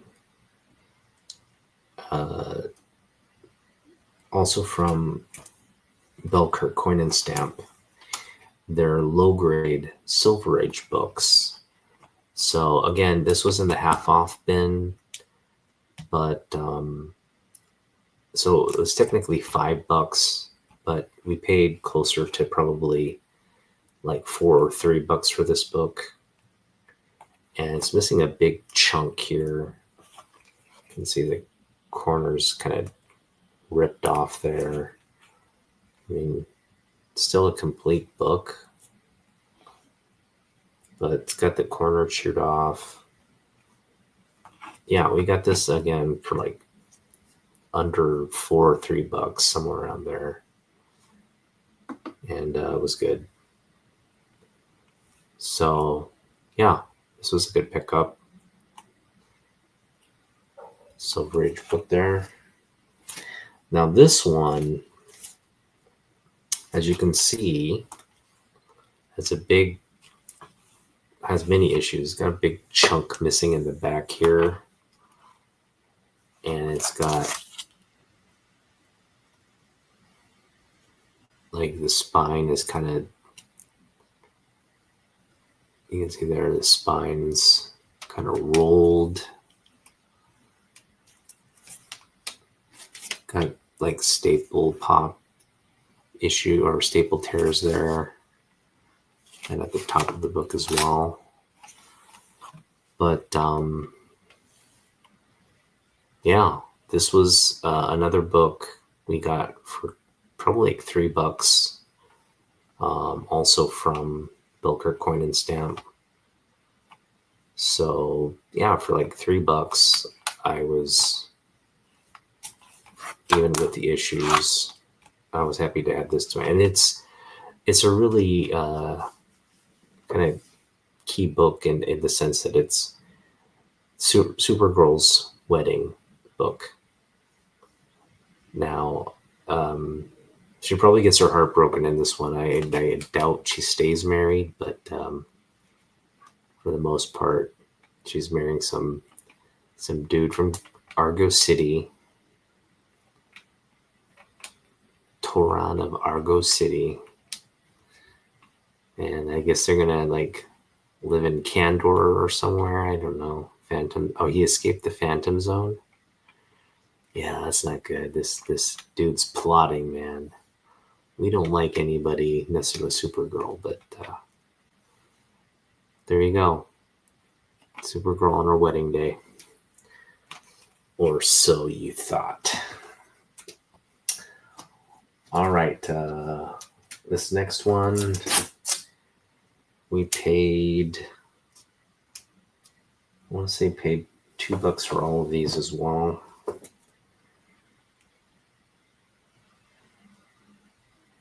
Yeah, I think we paid $2 for this one. Let me just, I think, oh yeah, okay, so I did show off one of the books earlier. So a lot of the books that we picked up for like $2 and whatnot, they came from Randy's Reader. And I told you, if you watched my prep video, Lex Luthor and Brainiac, yes. When I told you I was like, I had a list of the vendors that were going to be there, I knew I wanted to hit up Randy's Readers comics first, because that dude, first off, has the exact range we're looking for, Silver to Bronze Age books. He has them just, he doesn't even have them bagged and boarded. He has them just bagged. So they're raw books in bags. And they're all reader copies. So nothing in high grade. But what you're fortunate to find sometimes, some of the books he does put in bags, or some of the books that are in bags are kind of like in the mid-grade, maybe mid to high grade range. You can actually find those. But others are mid to low grade range, like this book, right? But again, he had everything kind of fairly priced for the books with the, again, in this sort of era, around $2-3. Sorry, $2, $3, $4 in that range. And so we went to him and said, hey, can you just make everything like, you get a good stack there. You can pretty much kind of negotiate a price. And so most of these books end up being in the $2 range. And that's what we have with this book here. We got this for $2 essentially with the bundled book. It's mid-grade book. Actually pretty decent. It's got a couple, it's got a corner issue there. It's got some like stain right there, but yeah, you got this great Jose Luis Garcia Lopez and Giordano cover here. Got a Luther and Brainiac cover there, right? And it's a one-shot Superman Spectacular book. So it's a 80-page Superman book. I mean, what's better than that for $2? Oh, not much. Not much at all, my friends. That's a sweet spot right there. That's a sweet spot right there. $2 from this one. This is a bicentennial cover on Superman. So got Solomon Grundy cover as well. I think this is a key book for some reason. I don't know what the key thing about it is. But yeah, decent copy actually here. This is another one of those examples. Like he has everything kind of like reader copy, but this is like, you can see not many issues with this. With a good clean and press, I mean, this could be like a higher grade book. So happy to pick this kind of stuff up for like $2. That was definitely a win. This is another book picked up for half off or $2. Decent grade on this one. There's a little bit of tanning here at the top or like fading. Outside of that, this is a book we had been targeting. Got a Bob Oxner cover here. Beautiful Bob Oxner cover. This is the one where you won't let people, he's letting people die of thirst. In fact, there's a dog there. Poor dog. He's like, needs some water, and Superman, nobody gets a drop. Nobody. This is a book that we had been targeting, and we found it for $2. So there you go. That is that.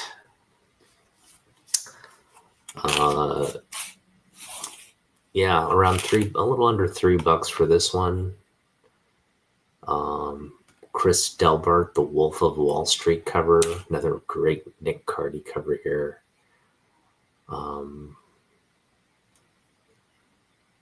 Look at that suit. This is what Wall Street tycoons, I guess, were the fashion there in the 70s there. Got that tie. But this is, Superman takes on this alter ego, Chris Delbert, the Wolf of Wall Street. Pretty hilarious stuff there. Yeah, that's just a classic cover there. Again, happy to pick that one up. This is another book we targeted that we found. Also $2, $2 or $3 that we paid for. $2.69. Can you guess who found the 8 different ways to kill Superman? Great story here. Going over the 8 different ways you could take him out. And, beautiful Nick Cardy cover here as well. Just showcases how good Nick Cardy was in this era. All right, this is another book we had targeted. A lot of these are just ones we wanted to eventually chip away at in terms of getting for their Superman collection. This one, we had many opportunities to pick one up.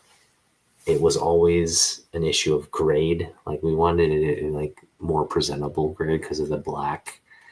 And not that this is like a perfect cover. It's obviously got issues, but definitely like in the strong mid grade. We did not pay $100 for it. No, we paid like $2-3 for this one, $2 for this one as well, from Randy's Readers. And this is surprisingly actually like decent condition for the $2-3 book. So very happy to pick this one up. Carmen Infantino, Murphy Anderson. Goodness here. Talk about two legends working on a Bronze Age book toward the latter part of their career. And man, what a treat for Infantino, who, did some books on Action Comics covers, and I'm sure he took a lot of pride in doing this one here because it really shows in the quality of this comic book artwork right here. So there you go, some Infantino Superman right there, and beautiful cover. All right, and this was another one we targeted. We found Super Fatso. Told you I wanted to get Super Fatso in the prep video. We're targeting this one, and we finally got it. Now this one's got some writing on it, kind of a mid to low grade book, but for $2, that is an absolute steal. That is just, this is just one of my favorite books in the collection now. Just so good. Now, this is, as you would imagine, this is a Neil Adams cover, I believe. In fact, let me check it right now, because this is going to segue into our next section here.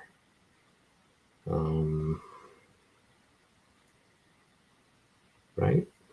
Please tell me it's a Neil Adams book. Pretty positive it is, just by looking at the artwork.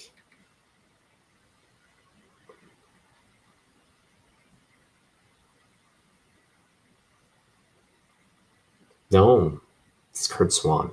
Okay, so there's a Kurt Swan cover, which is fine because we're going to get to the Neil Adams stuff later. So Kurt Swan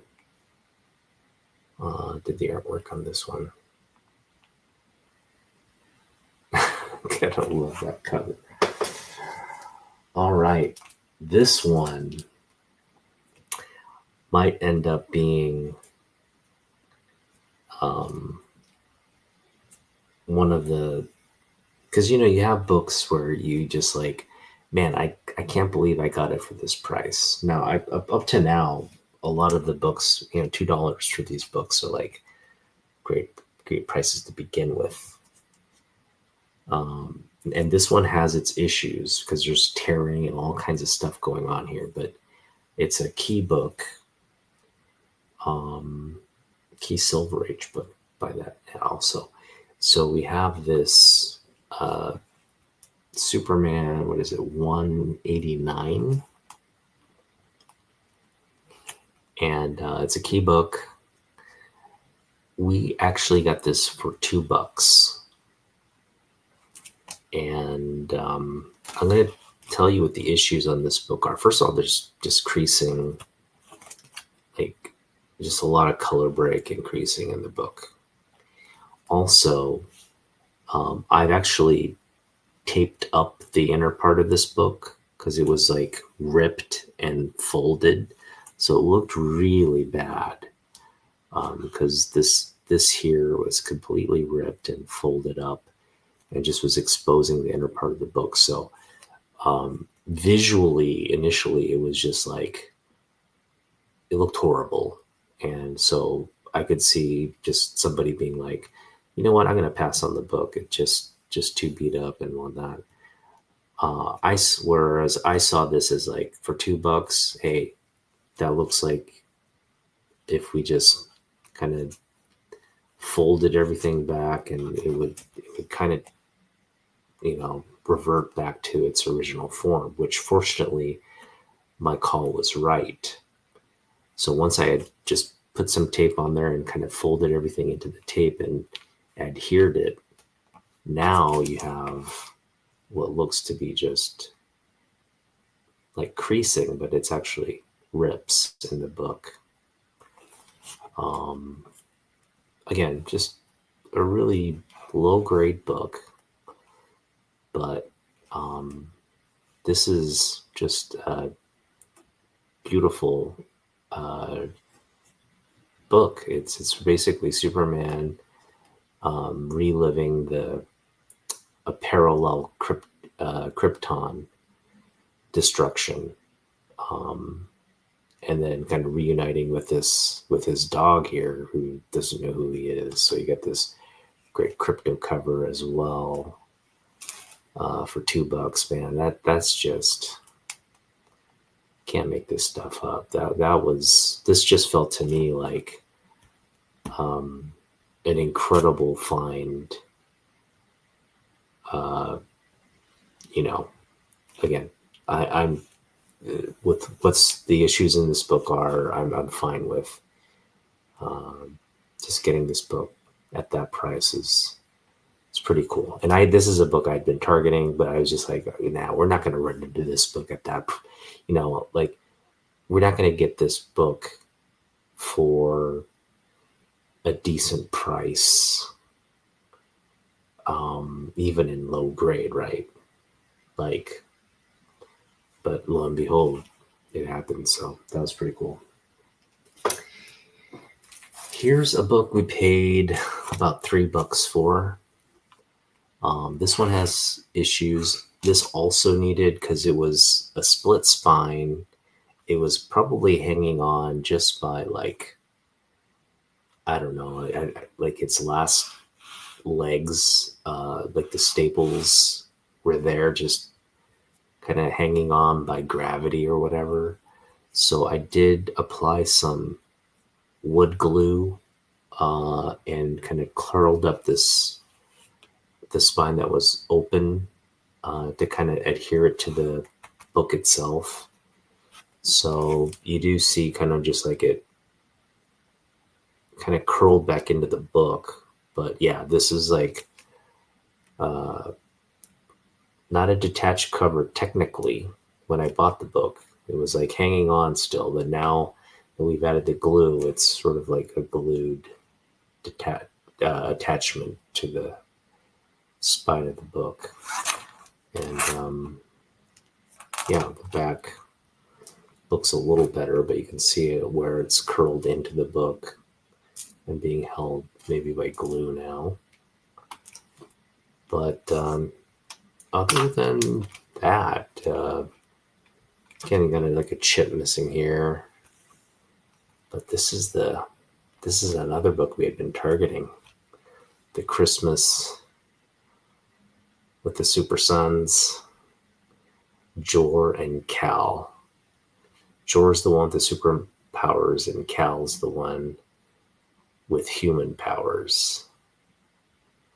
And again, it's an imaginary novel, but they're imagining Superman's family at Christmas, because, come on, we want to see Superman hanging with his family at Christmas, right?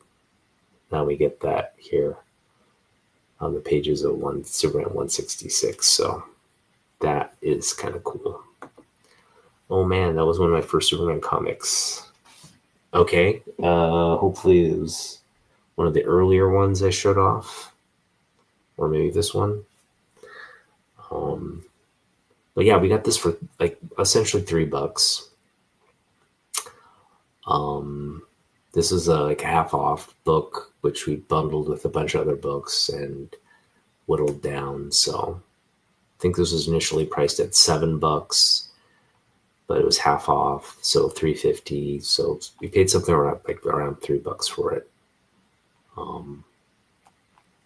Great, great, another great addition here. All right, so we got through a lot of books. We're now going to get into my Neil Adams pickups. And I got to tell you, man, let me just show you. This is our pile of Neil Adams stuff that we got. So pretty significant. There were some Neil Adams books we're targeting that we got.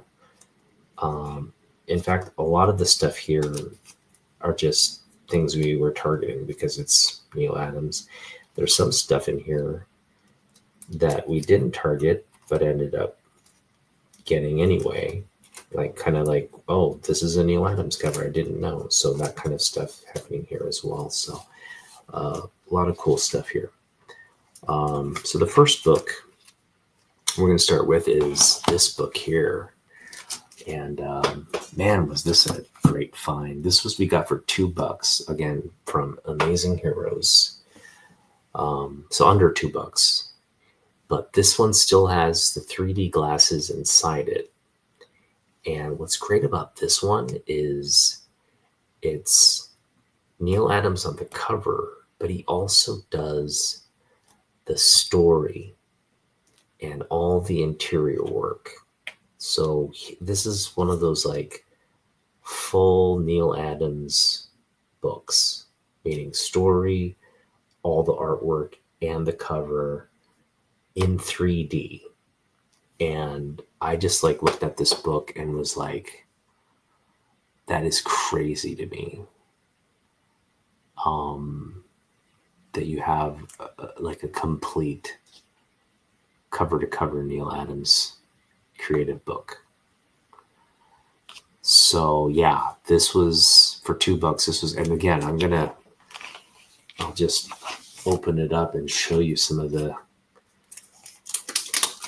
Now, I'm not a big like 3D comics reader, but when you were my age growing up, it was a cool novelty, right? Like you'd put the glasses on and this stuff would pop up at you. And like this right here, this panel there, that's just cool to see in 3D because it's probably popping up at you and all that. So there are the 3D glasses right there, like the Rocketeer glasses. For $2, this was just incredible. And again, lettering was by David Cody, but script.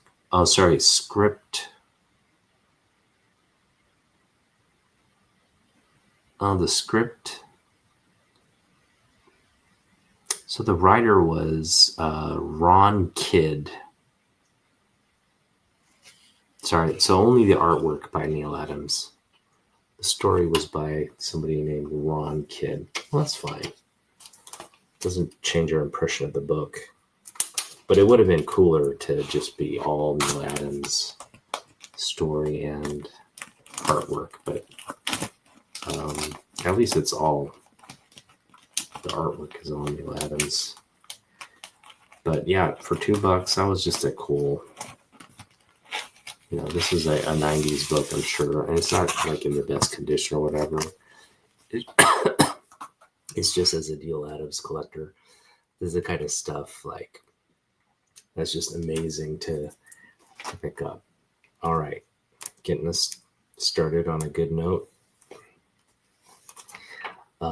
Really a lot of great Neil Adams pickups, and this one in particular, this is I want to say it's like a 780 copy, maybe 80 copy, 7580 copy of Iron Jaw. This is a Neil Adams cover and interior again. Sort of I want to say this is like the flagship title on Atlas Comics. which is no longer with us. But generally, when you run into these Atlas comic books, they're just in horrible shape. But this is about as like, again, I put it at like almost an 8.5, 7.5 to 8.5 range. VF Coffee for sure. And look at that Neil Adams cover, man. That's beautiful right there. Classic Neil Adams stuff right there. So Iron John #1. This was $2. So again, two just great Neil Adams editions for the collection here for $4. 2 and 2. Yeah, Neil Adams. I always say when I pick up like a bunch of Neil Adams books, I say Neil Adams' spirit was with us. He was with us in Tacoma this day. Now, this is another great one.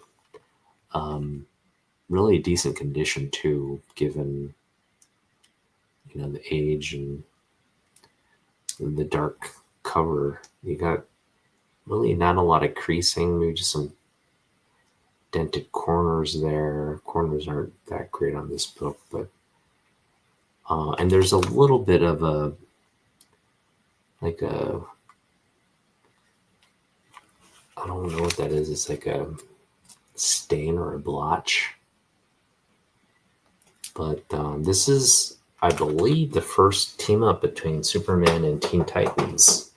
So that's pretty significant in and of itself.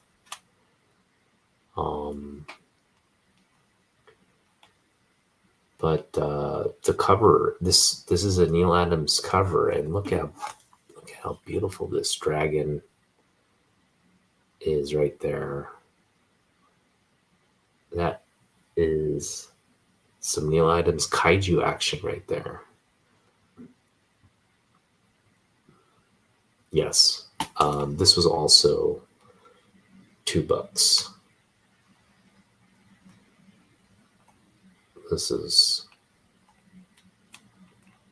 That was a nice pickup right there.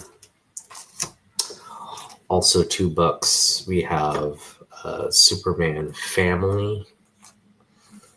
This is, I believe, the prankster and all the Superman Family characters in the back there.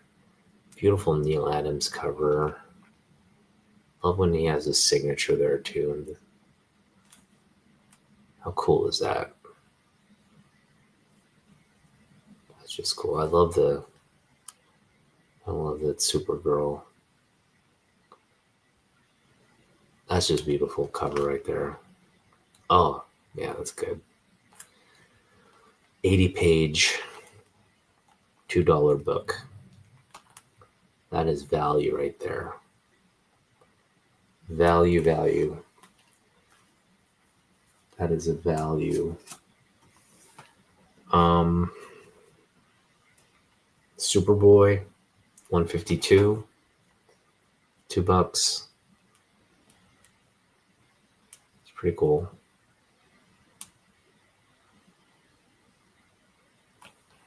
This was not on our targeted list, but $2 Neil Adams Superboy from technically the Silver Age. Can't leave that there. This one was on our targeted list, also $2. Again, this is a courtesy of Randy's Readers.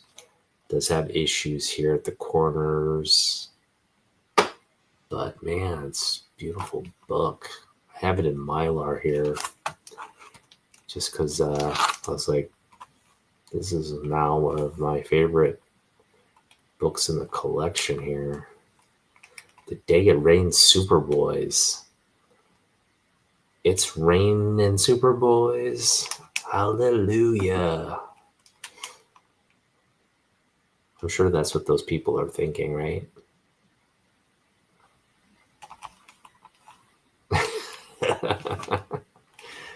All right. So yeah, a lot of Neil Adams goodness here. This is another one that was on our targeted list. Got this for $3 as well.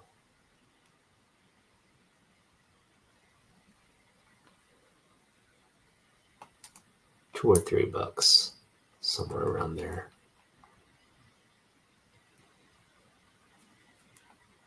Neil Adams goodness right there.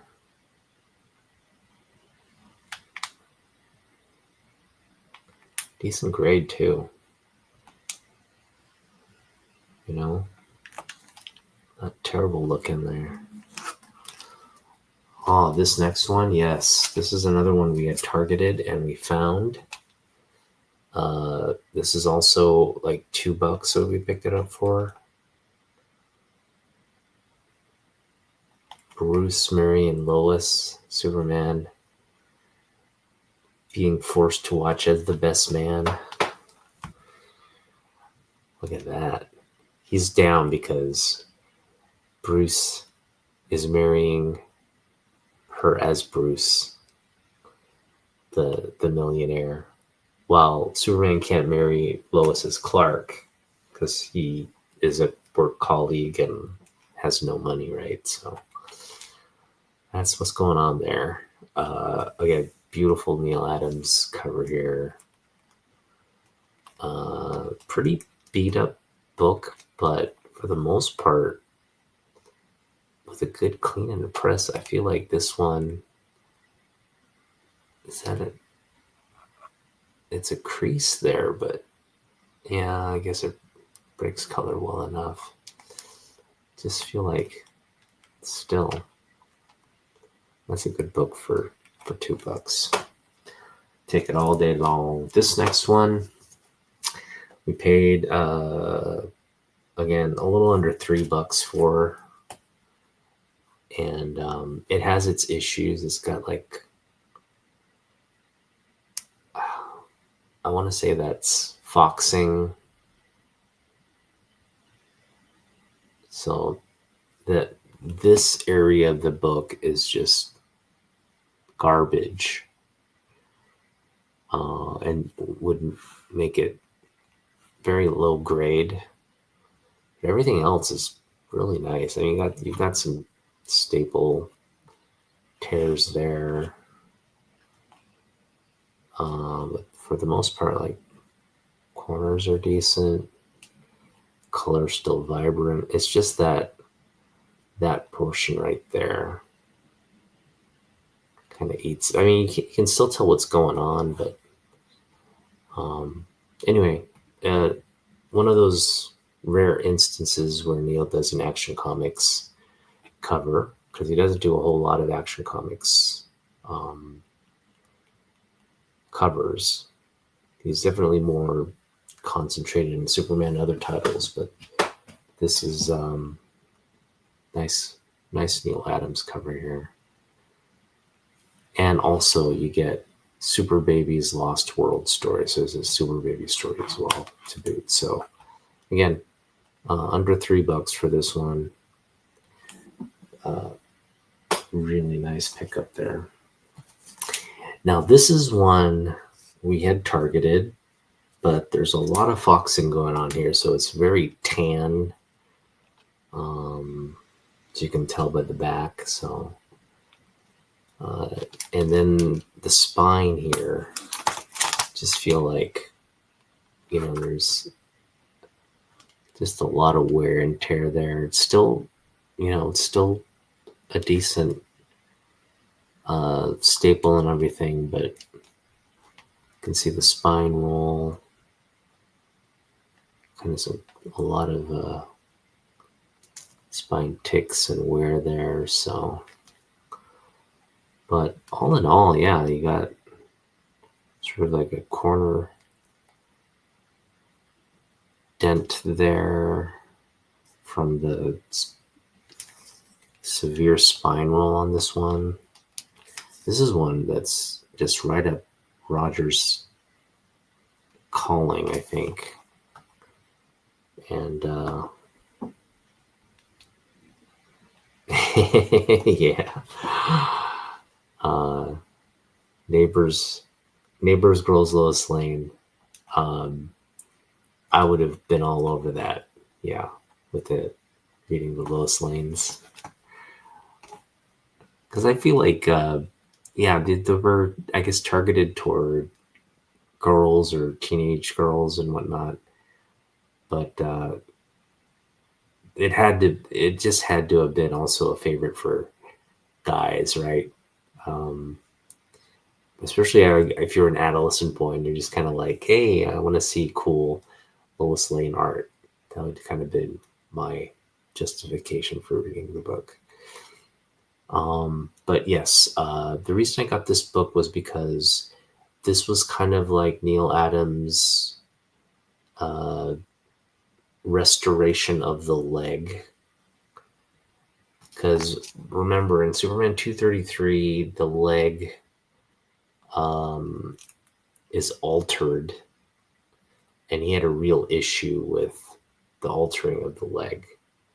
He felt it just was not the leg he wanted. So he kind of redraws that cover here without the chains, obviously, but in roughly the same kind of pose, with the cape the way he wanted it, and again the leg the way he wanted it, and so that's more of a kind of a proportionate leg stance, I guess you would say. And that's the reason I wanted this book. And I'm really happy with this copy because I just think, like, yeah, um, overall the image of this book still pops. There's not, all the issues with it are minor at best. I mean, the tanning is kind of unsightly, but um, everything else looks good, especially on the front part of the book. So really happy with this. Again, $2 for this. That just, it's kind of what we want to pick it up for, right? And in this grade, even though it's compromised, I feel like for $2, it's a good pickup. And the camera is just not wanting to focus now, so I'll just give it a little time there. All right, a lot of good Neil Adams stuff, just getting better as we go along here. We got Superman 206, $2 for this one as well. Got some rusty staples there, some creasing there toward the bottom, but all in all, presentable for a $2 book. Reader's copy there from Randy's Readers. Beautiful Neil Adams cover as well. And last but not least, Superman 219, $2 as well.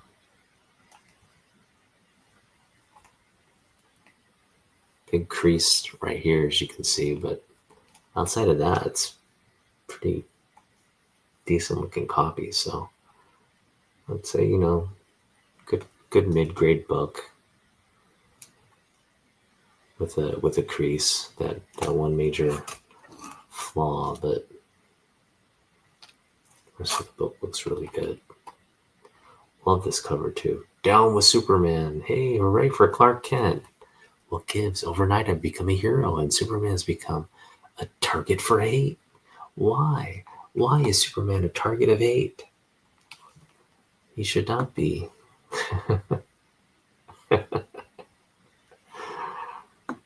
Right? Like like Hussein, when they tore down the statue of Hussein.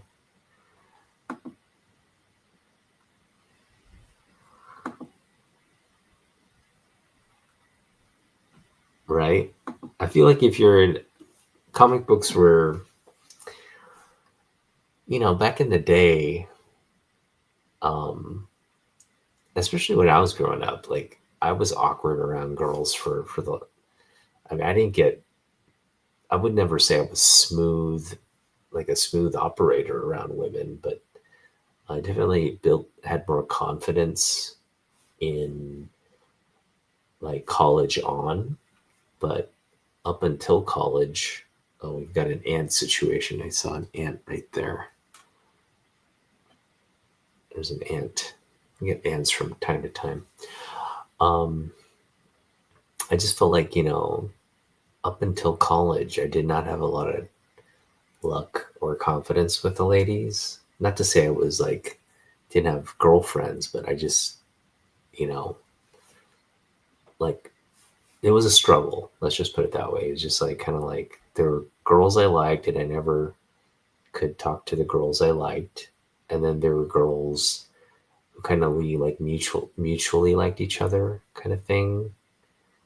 Um, and maybe those situations worked out a little better, but um, yeah, it was just one of those things. But we didn't have comic books to kind of guide us through stuff like that, like like love stories or whatever. It was more like, I guess, like in my day, it was like music videos and actual like rom comedies, like rom coms, um, and the radio. You just kind of lose yourself in all these like romantic radio stations type stuff that would kind of distract you, like with your daydreaming, I guess. But yeah, I could see how comic books would have played to that medium as well, especially with some of those romance comics and whatnot. So, but yeah, this is $2 Neil Adams pickup. So a lot of great Neil Adams stuff, and we haven't even gotten to some of the best value pickups yet. Like that was great stuff right there. But what I'm going to show you now is going to just blow your mind. Okay, so let's see here. Did Supernats like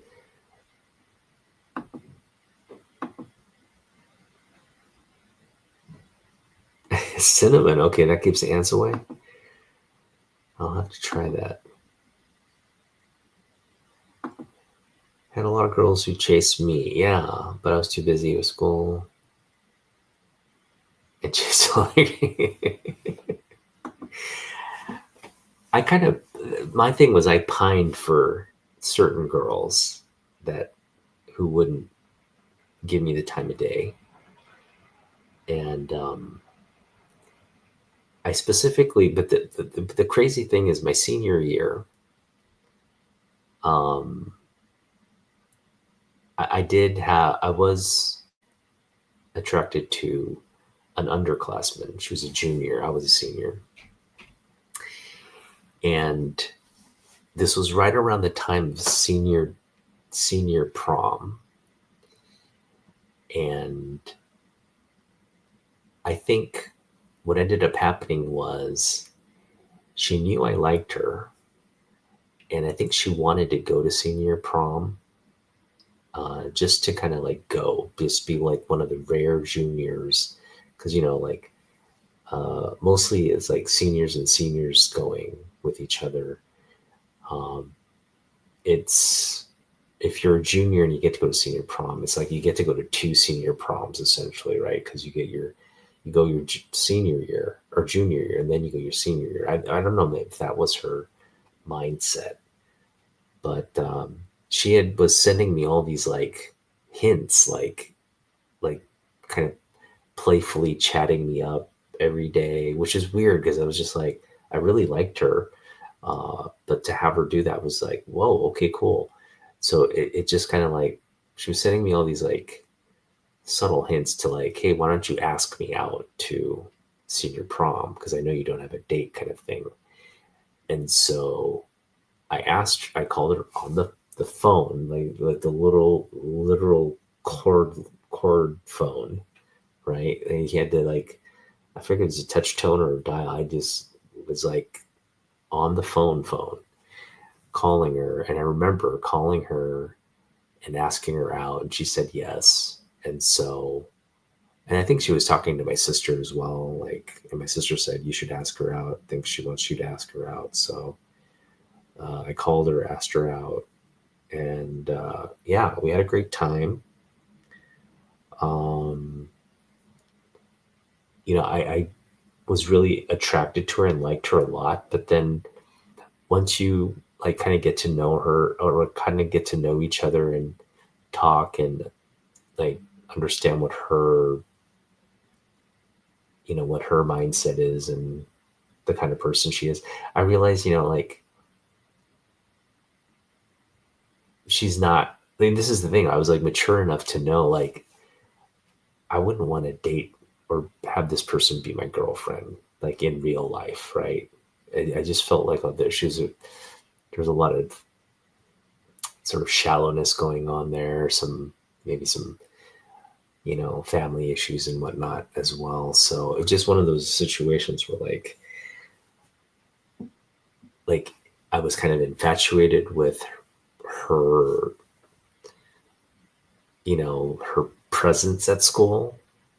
But then once you kind of peel back and get to know the person, I mean, we had spent a good couple weeks kind of hanging out and getting to know each other and talking and all that. But it was just like, I don't know. I just felt like it was kind of like a turn on. Like um, I did kind of like build her up in my, daydreaming and fantasy part of it as well. But again, the more time we spent, the more that kind of like infatuation kind of dissolved. So, right. I just kind of felt like you took the words right out of my mouth, Ron. Like she was hot, but there's just a lot of like weird things going on there, issues, and yeah. There's a lot of drama. Let's just put it that way. A lot of drama, kind of needless drama that was going on there. All right, so we're gonna now get into signed books.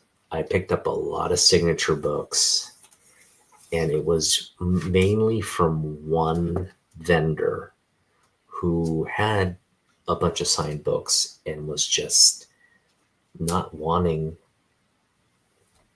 anything for them. So just picked up a lot of signed books on the cheap. Now this one we picked up at Amazing Heroes for $2.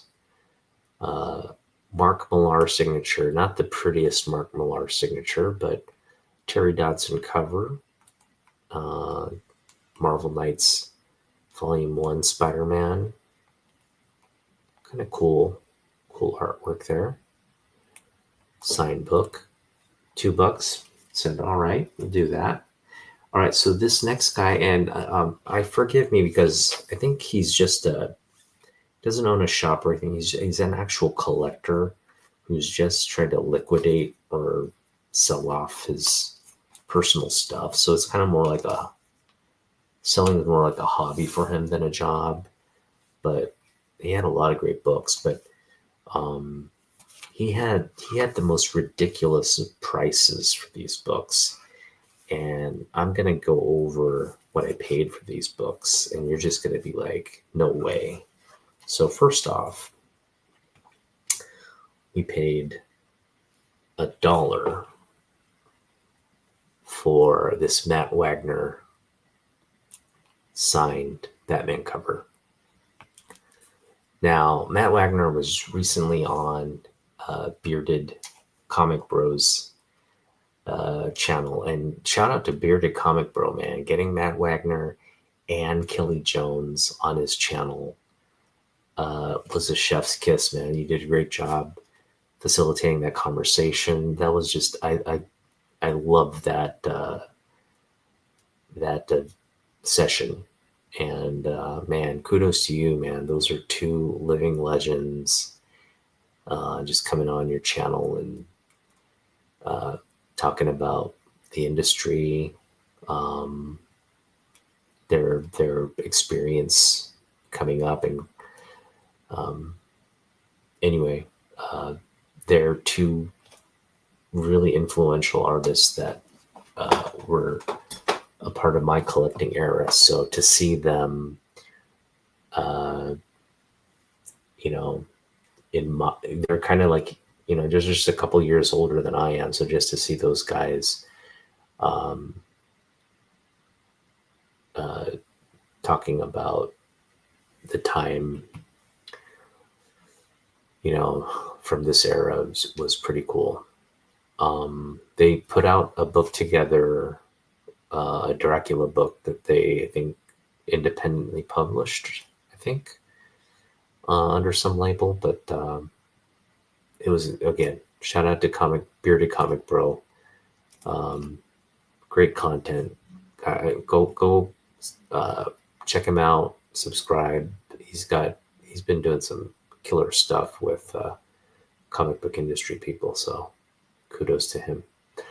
So yeah, cool Matt Wagner signed book there. $1 for a signed Detective Comics Matt Wagner book.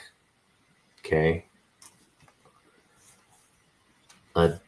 $5. This was $5 for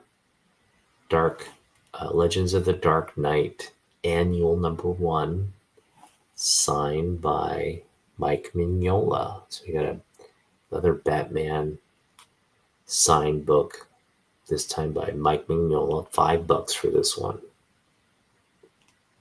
Just wicked Mignola art there too. That's cool. $1 for Tim Sale Batman. This is the book that has Tim Sale's story, Tim Sale artwork, Tim Sale cover. So this is a cover-to-cover Tim Sale book. Again, Batman, Dark Knight, Legends of the Dark Knight book here. 1992, Tim Sale, signed in 94. That is this again, got it for $1, dude. For $1. Oh no, it's not written by Tim Sale. Why do I keep messing that up? So is it written by James Robinson? Excuse me. But Tim Sale interior artwork. So, and this is, I think, early Tim Sale Batman. So that's just, or no, this is like peak Tim Sale Batman, maybe I want to say. This is right around, but this was before the last Halloween.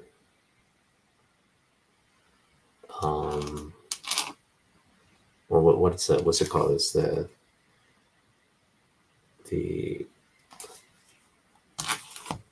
dark. What is it? The Dark Halloween. Dark Halloween, I think is what it's called. But anyway, for $1, Tim Sale signed in gold, by the way. Comic there, Batman comic. That is cool right there. This next one is also $1. Double signed. Got Chris Warner and Frank Miller on the greatest dollar bin book in the world. No, this is literally in like every dollar bin. I think there's like 3 billion copies out there, but we got a double signed by the legend Frank Miller on some legendary Frank Miller artwork right there. I mean, look at the lace work on this costume here. Frank said, you know what? I'm going to show people I can draw laces. And he did his little Batman Dark Knight Returns homage on this X cover. Again, $1. I paid cover price for essentially a signed book. That's just ridiculous. Okay. This next one is going to blow your socks off. And I think, this next one's going to blow your socks off. So I picked up these next 3 books, which is a set. all for $1 each. Okay. We got John Byrne, Many Deaths of Batman series here.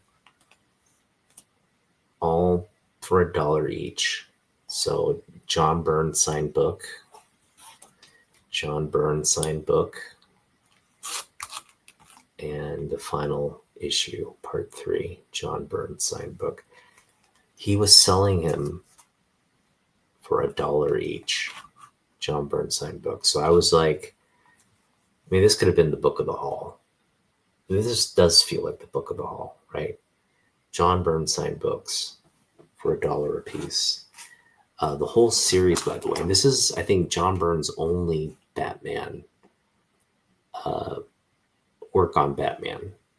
And it was this beautiful 3-piece. He wrote the book. He did the cover art. Jim Aparo is the interior artist on this. I mean, it's just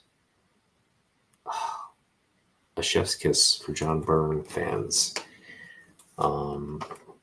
If you're a Batman fan and you love John Byrne, this is it. And I got the whole set signed essentially for $3. $3 for this entire set, signed set. That is crazy. And this dude was just crazy. He was just literally, the long Halloween things. He was literally just like giving these books away. I felt like I confirmed with him. I'm like, you're selling me these for $1 each. He's like, yeah. So again, got them for $1 each. And we aren't finished there. He had more signed books. So I shared this in a social media post, and on a recent video. It was a short live stream video where I was kind of giving an update, and I showed these books off. These, if you watched the previous video, should know, but I'm going to show them off again here because just absolutely crazy what we picked these up for. So we paid $20, and again, this is from the same guy selling me all the dollar signature books. These are a little bit more expensive, but $20 for this lot of 3. So we're going to start here with the, let me just take this one out because this one deserves just being observed front and back. So let's start with, again, we picked up these next 3 books for $20 each. I'm going to save the best for last year. We picked up Superman 78, the Dynamic Forces copy. So there's 10,000 of these with the certificate. So beautiful signature, by the way. This is, I think, the first Cyborg Superman story.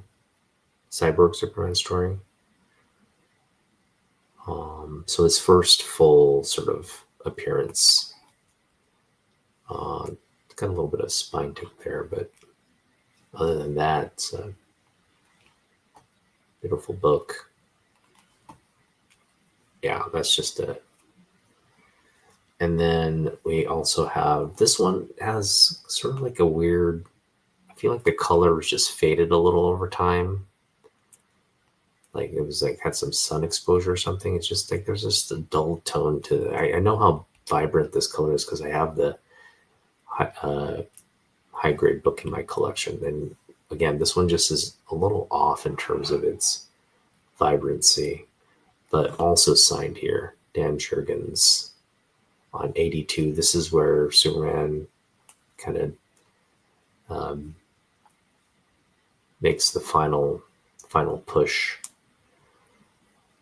And also a key book here. So it's triumphant return right there. And I'm going to put these books back in the...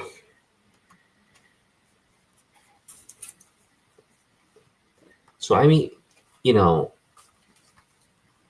these two for 20 would have been a great deal, right? These two just for 20 would have been a great deal. That's $10 each. But we got this one as well. So these three for 20. Now, mind you, this polybagged book in high grade is a $20 book. Okay, and that's what we got here. We got a high grade polybagged, still sealed book. But it's signed on the bag itself. So we got a signed polybag, Dan Jurgens. So we got 3 Dan Jurgens signature books from the Death of Superman arc, the Death and Return of Superman arc, and for $20 essentially, 3 signed books for $20, and oh, man, I mean, what more can you say about that? That's just insane. The value we picked up at this one vendor. And the thing is, I hit this guy up pretty late in the show. This was closest to before it was going to end. And I just couldn't believe these books were just sitting there. Obviously, no one dropped in, gave this guy the time of day. Now, albeit he didn't have like those Marvel keys or anything like that. These were just like, if you dug and you found these books, they were sitting in there for $1. And so I just felt really fortunate to him. And I was chatting the guy up, like, how did you get these books signed? Where did you go? He got a lot of them signed in like shows in Portland, guys local to the area. So, yeah, a lot of these books were just part of his personal collection, and he was just putting them up for sale. So that was pretty cool. All right, we're getting down to the last 2 books in the collection, or 3 books, sorry, last 3 books. And these are sort of like last 4 books, because I've got a big book that we haven't shown yet. So that one's 5 books. I got 5 more books to show off. So let's start with so these are books. One of these I spent a good chunk of change on, and this other one, yeah, well, we got great deals on this one. Okay, so let me show this one off first. This was one we were targeting going into the show, and it's a Supergirl book from her Volume 1 series, and it's Supergirl number 8, and it's her with the Medusa snakes, turning members of the Justice League into stone. This was just a beautiful Bob Oxner cover that I wanted to add to the collection, and we've kind of been on the lookout for it for a while. Well, lo and behold, we went into it in the show, and it's an absolute beauty of a copy. High grade, very few issues, and this was the one where it was like $29 worth of value, or what was it? It was $13. This was a $15 book, so 15 plus 13, that's like $28 of value the guy had it priced out for, and we negotiated to 20. So I put this at 10, and then the other 2 books at 10. So I'll just say I paid $10 for this one, and I feel even with $10, I feel like I got it for a steal, because I Just love this Bob Oxnard cover. It's just incredible. Showcases how amazing an artist he is, first off, but just look at that. Such a beautiful illustrated concept and cover there. So yeah, I was very happy to have this. And again, just getting this in high grade, paying essentially like $10 for a really, it's not a key book. It's just such a great cover. It's just such great cover artwork. And I love Supergirl. So just having this in the collection just is really cool. So happy to have added that. All right, these. I guess I'll go with Stan the Superman. I will save Michael Turner for last because Michael Turner is really the big money, but where we spent the most money. So we have here. Let's start off with this one. We have Superman 131. This is a book from like the late 50s. So it's a 10 center, and it's the reason we got this for, I think that we got this for like, I want to say $5. Let's put it in the $5 range. And you're thinking, wow, a 10-cent Superman book for $5. Well, it is missing a centerfold. So the center part of the interior pages, it's like the center, I think 1 or 2 pages are missing from the centerfold. So it's maybe 4 pages of story or whatever missing in the book. So that's the reason it's like $5.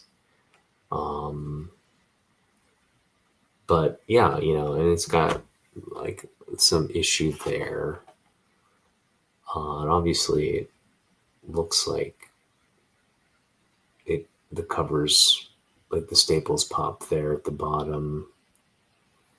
A lot of spine stress.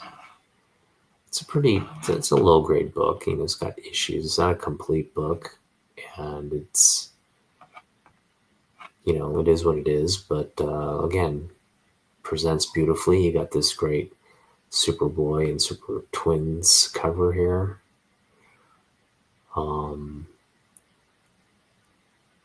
Just classic Kurt Swan cover here. So yeah, happy to pick that up for, I want to say $5 I paid for this, something like that. This is one of the pricier, well, no, maybe it's like $4. Randy had it really reasonable. It was like $5 or $4. I don't think I paid more than $5 for it, maybe $4. But this was just like, yeah. Again, this was one of the books we had targeted, and yeah, given all the issues with the book, we still don't care. It presents well. It's a classic book. 10-cent Superman as well. So happy to pick that one up. This next one, it's probably in good condition. It's a good condition book.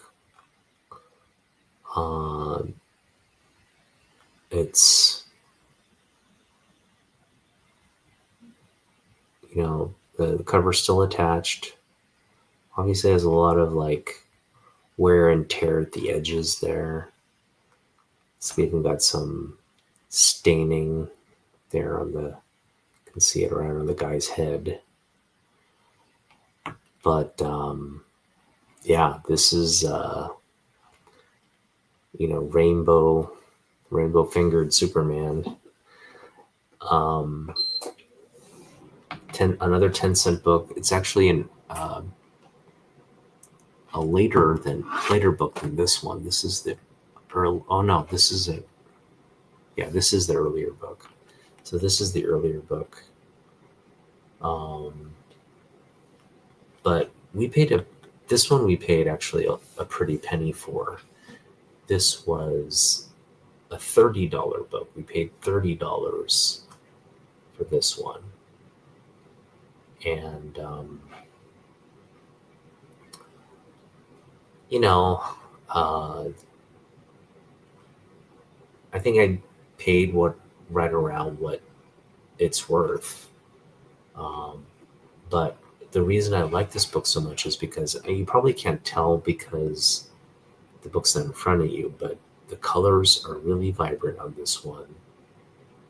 And again, the condition is what it is, but it's not terrible. So I want to say it's like in the good range, maybe good plus range because of how great the image looks. So got some creasing there, but all in all, like, yeah, $30 for this feels like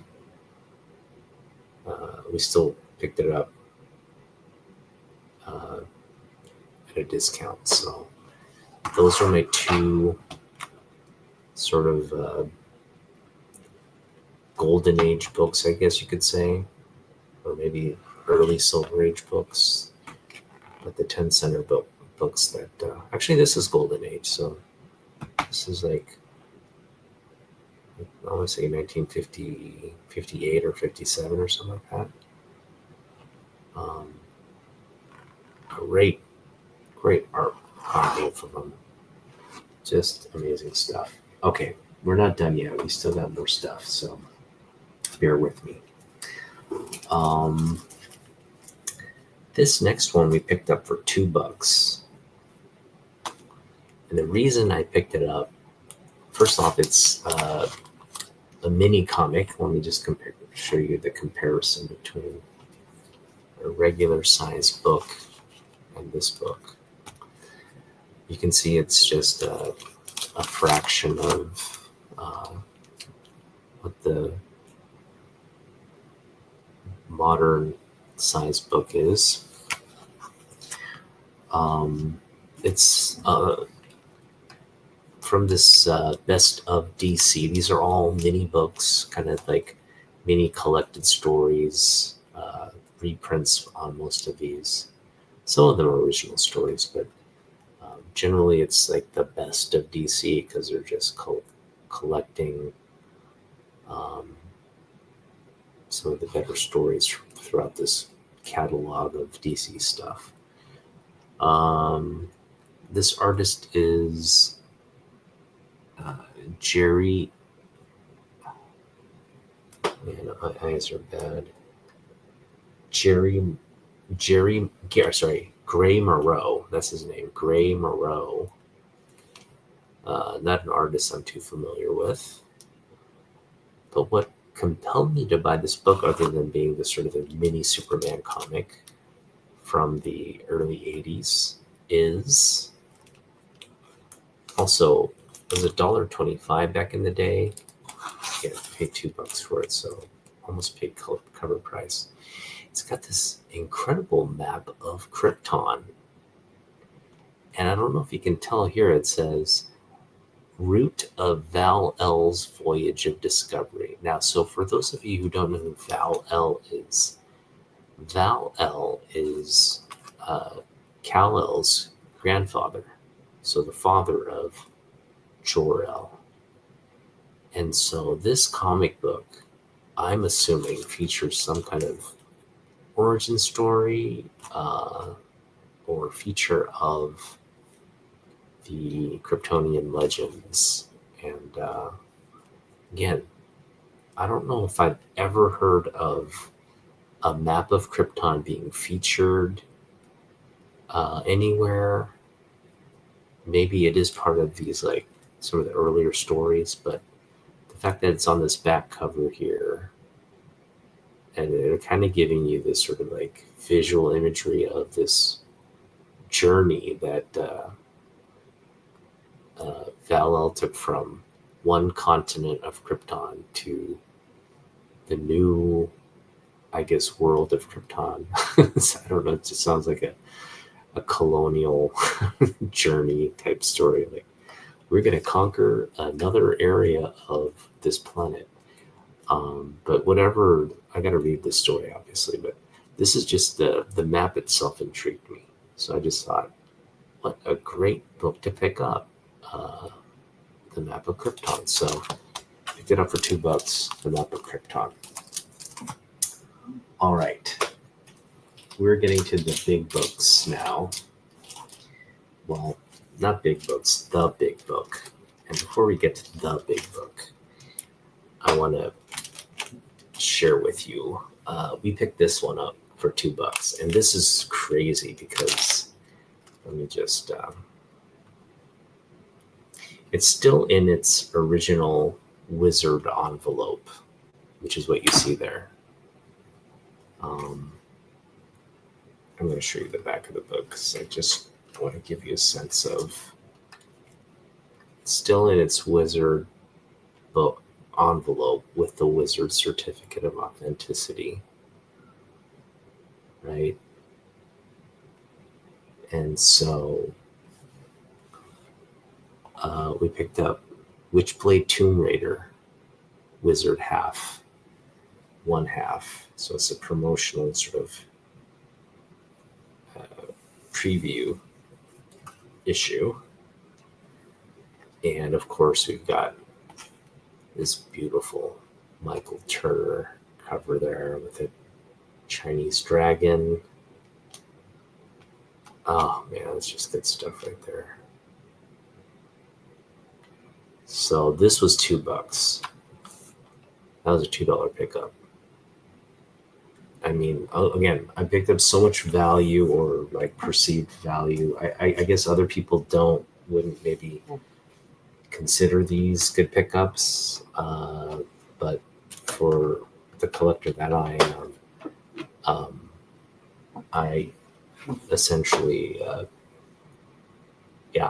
I feel like I came out on top on a lot of these pickups. So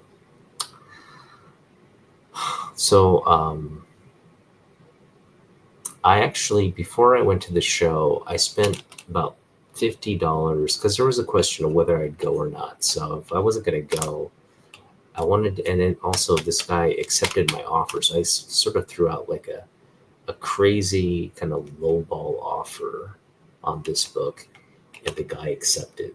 So I paid about $49.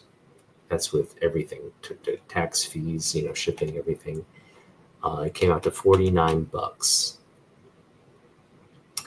And I'm going to show you what this book is because it's just absolutely incredible. So I know a lot of you who follow my channel are also Michael Turner fans. In fact, there are a lot of you in the community that I know collect him, like his artwork, and he is absolutely one of my favorite artists. And so we'll be getting to, in fact, we'll be getting to him on the list very soon, and featuring a lot of his Superman stuff. But this book, first off, there's a lot of Michael Turner Millennium editions out there, okay? And a lot of them are signed. A lot of them were signed between the period this book came out and before Michael Turner passed. But this particular Millennium Edition is special because this is one of the it's a limited edition copy. And what that means is I'm going to just kind of share the part that makes it a limited edition. When this book was released, Michael Turner commissioned. Now, this is not like original art, but they commissioned a series of these different pages, and then Michael Turner numbered and signed. That is his signature right there. These, one of 299 copies. So there are only 299 of these limited edition copies. Now, there are other books that have been signed by Michael Turner here on like the interior parts of this page, but none of them are part of this limited edition collection. Now, with that being said, there are, I think Michael Turner actually only signed, of these limited edition ones, he only signed up to 297. So he didn't even get to sign 299 of these. It's kind of like an incomplete limited edition. So there's actually up to 297 of these actual editions out there. So less than 299. Talking like 297 copies out there that have this legitimate signature and a sketch. Now these sketches all vary.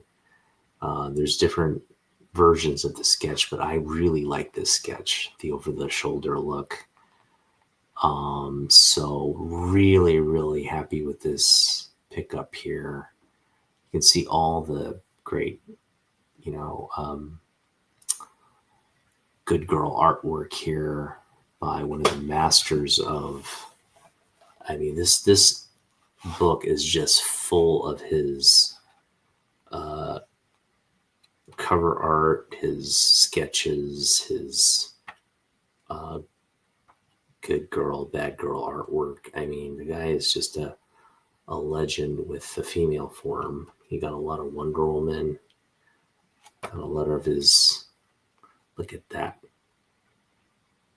Now, this was also published as he was battling his rare form of cancer as well. So this book was kind of in the middle of his cancer battle.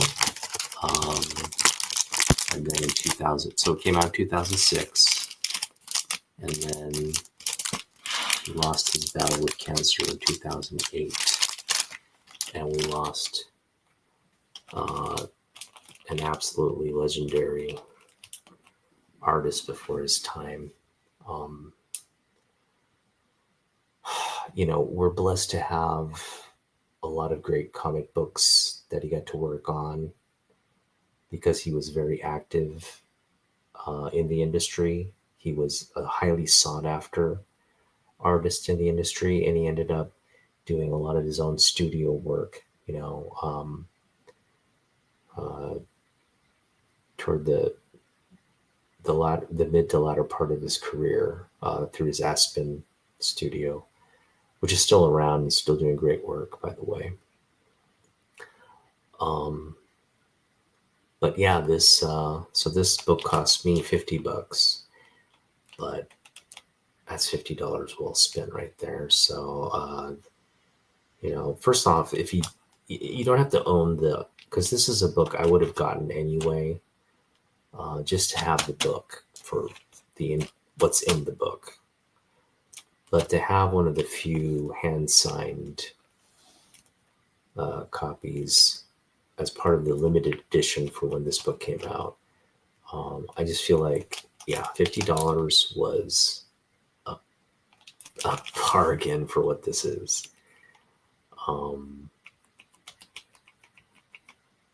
I mean, if you're a Michael Turner collector, this is a must-have, but this is the book of the must-have books in terms of rarity, right? So we're talking like less than 297 copies of this in existence. So for me, throw out some of those, low ball offers, because you just never know what people value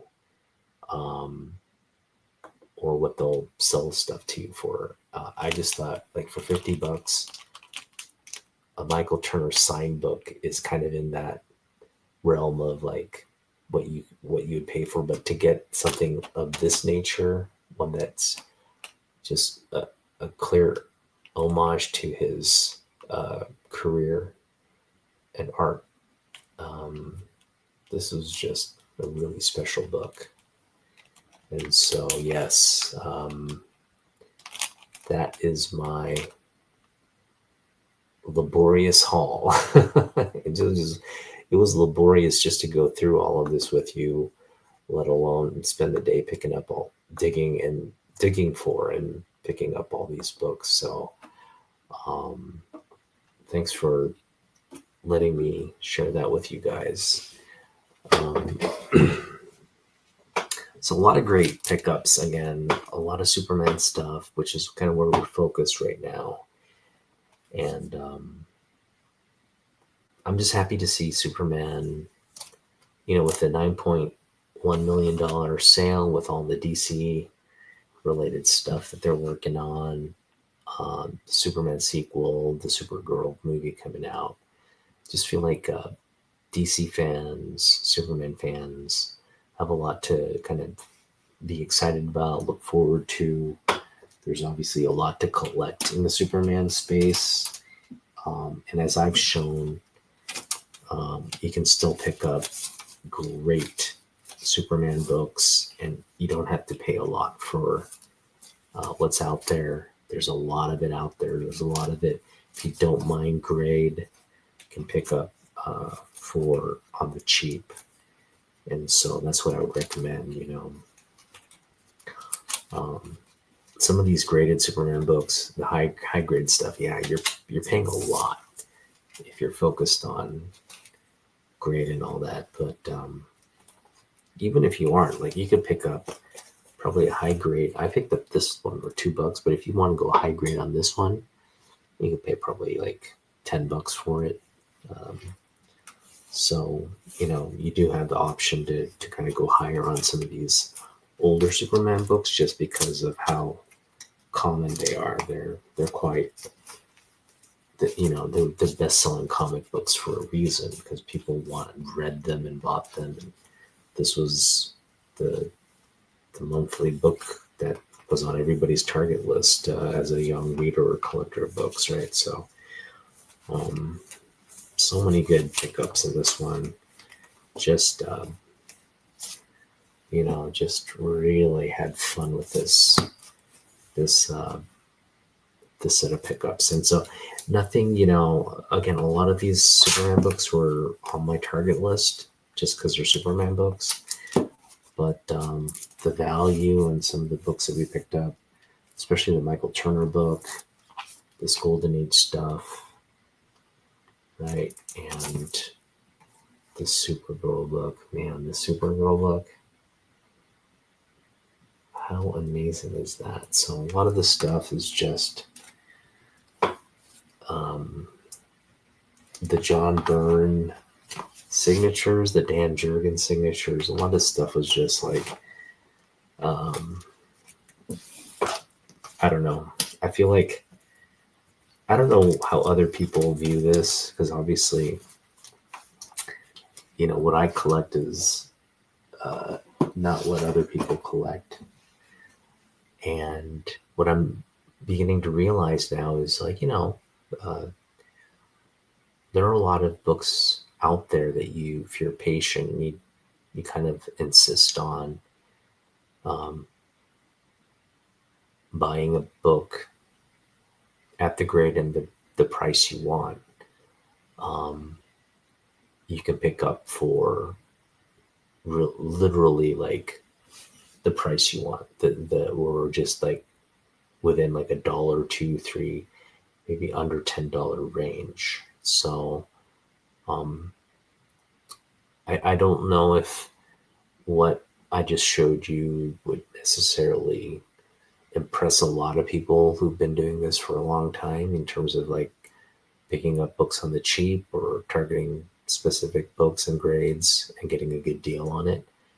But I just feel like this past year, the past couple of summers, where I've had budget and I've been able to pick up books, it's been fairly successful for me. And so I think moving forward, I am planning to pick up books in the summer. Going to kind of just uh, take a chill pill on picking up new books and stuff, and focus on summer budget, summer pickups for 2026. But as long as we can continue along this cadence with like older Superman stuff, Neil Adams stuff, Jim Lee stuff, the stuff that we really focus on, I think moving forward is going to be uh, good for the hobby, good for personal collection. So, Tyler, Ron, thanks for hanging on as long as you guys did. Sure, a lot of you are gonna catch this on the rewind, so hopefully you like the setup I have in terms of the books. I think what I'll do kind of moving forward is we're going to get back into like grading books, maybe taking a look at some of the interior stuff, looking at specific panels, looking at stories, doing more with the book, obviously in a controlled setting where we're not handling the book, but preserving the book and but being able to kind of catalog what's on the inside. I feel like with my new setup, I'm kind of set up for success with doing that now. Yeah, because I do like, for example, I do like this presentation here, right? So if I were to open this up, could get a good sense to show you the interior of this book, which is again like, gosh, I just love this pickup right here. It just feels like such a big pickup. When I just look at this cover here, it just makes me feel good. Just makes me feel so good. Makes me happy. All these books, you know, they're just little slivers of happiness tucked away in my boxes and on my bookshelves. So again, thanks for hanging out, guys. Otaku Weekly's back. We'll see you in the next one. Peace out.